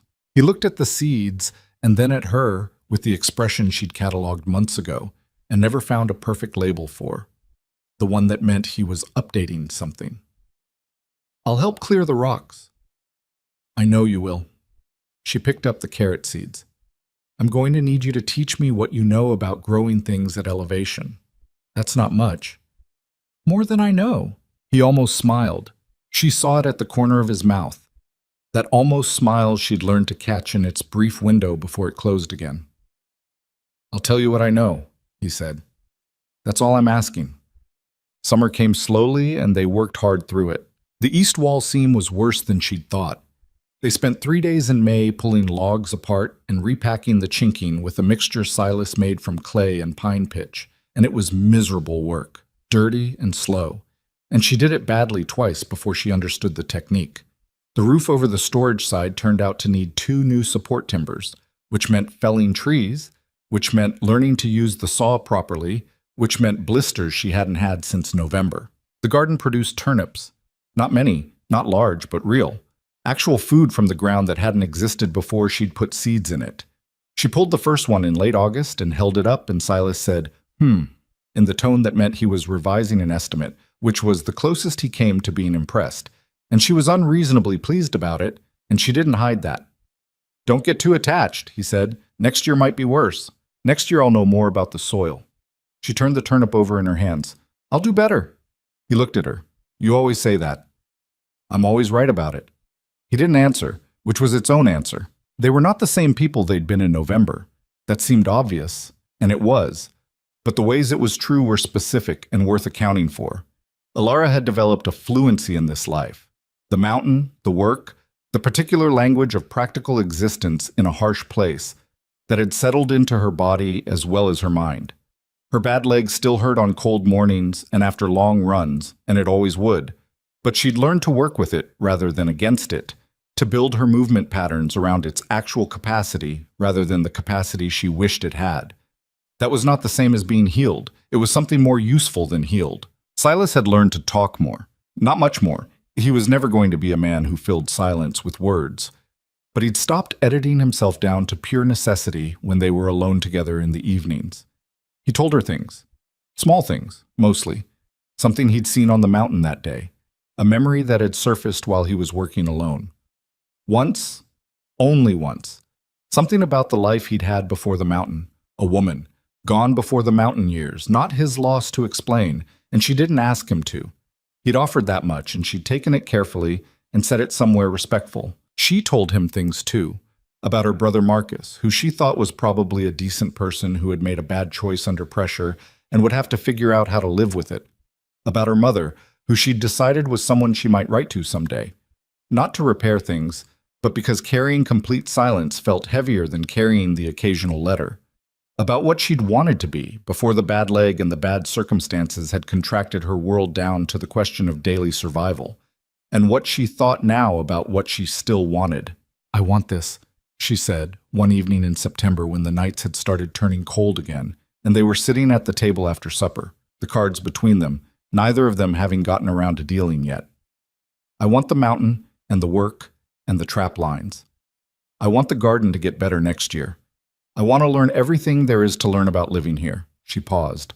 "I also want more books." He looked up from the table. "I know that seems unrelated," she said. "No." He leaned back in his chair. "Next time I go down for the trade, I'll see what's available. I'll go with you." He looked at her steadily. "It's a full 2 days." "I know. I've been thinking about the route. I want to know the lower mountain terrain." She held his gaze. "I want to know all of it." He nodded once. The cards sat between them, undealt, and neither of them moved to deal them. And outside, the September dark had settled over the mountain the way dark did up here. Complete, the stars when the clouds cleared so many and so bright they looked invented. "Silas," she said. "What?" She thought about how to say it. She thought about all the things she'd learned over the winter about the economy of words, about how precision was usually more honest than volume, about how the things that most needed to be said were usually the things that could be said simply. "I was left here to die," she said, "and instead I ended up with the only life I've ever actually wanted." She looked at him across the table. "I'm not saying that lightly. I know what it costs to get here. I'm saying it because it's true, and you're the reason it's true. And I think you should know that." The fire in the stove made its sounds. The dark outside was very dark and very full. Silas Crow looked at her with his dark eyes that she knew the color of now. Brown at the center, green at the edge. She'd had a whole winter and then a summer to learn this. And he said, "You're the reason it's true." She shook her head. "We're both the reason." He was quiet for a moment. Then he picked up the cards and he shuffled them and he dealt. And she picked up her hand and looked at it, and outside the mountain settled into its autumn self, cooling and preparing and beginning the long work of becoming winter again. She was not afraid of winter. She had learned over the length of one brutal and necessary year that fear was not the appropriate response to hard things. Attention was the appropriate response. Preparation. The willingness to do the work even when the work was painful, even when you did it badly, even when the results were a scarred thigh and a ruined pelt and a garden with 12 turnips instead of 100. You showed up, you stayed. You learned what the situation actually required rather than what you wished it required. You told the truth even when the truth was uncomfortable, and you accepted the truth when it was told to you. You did not let people carry weight that was theirs to put down. And when someone dragged you out of the snow without offering comfort or promises, without asking anything of you except that you be honest and work hard and not waste what was given, when someone like that turned out to be exactly the person you needed, at exactly the moment you needed them, in exactly the form you hadn't known to ask for, you stayed. Her hand was not particularly good. She played it anyway. Silas took the first round. She took the second. The fire burned through the night, steady and well-fed and warm, and the mountain held them both in its cold and indifferent and necessary embrace, and that was enough. That was more than enough. That was everything. That's not me. Dude, we can all agree this looks like Ben, right? Can we not all agree this looks like Ben? I rest my case. Nobody said yes, but I rest my case. I can't even use my fucking sealed throne. Because I'm about to get shit on. These guys do a million, bajillion, trillion fucking damage.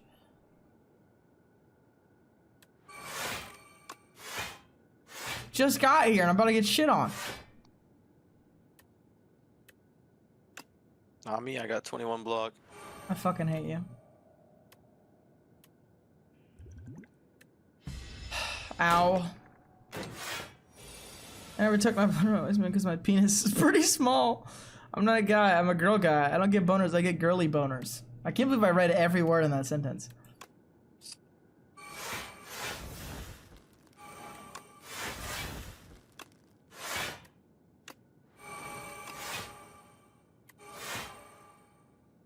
Holy fuck, I'm going Super Saiyan, James. Are you? Because you haven't done anything yet. Oh?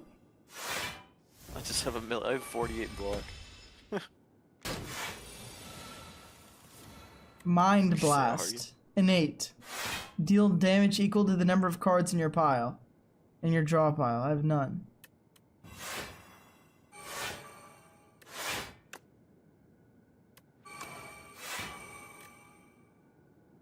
James, kill it. Um. It's about to take a lot of damage if you can do a little bit of damage to it. The front guy.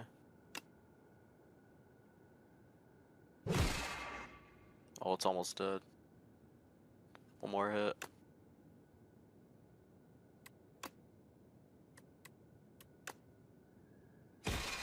That's dead. Huge. Cool. Let's go.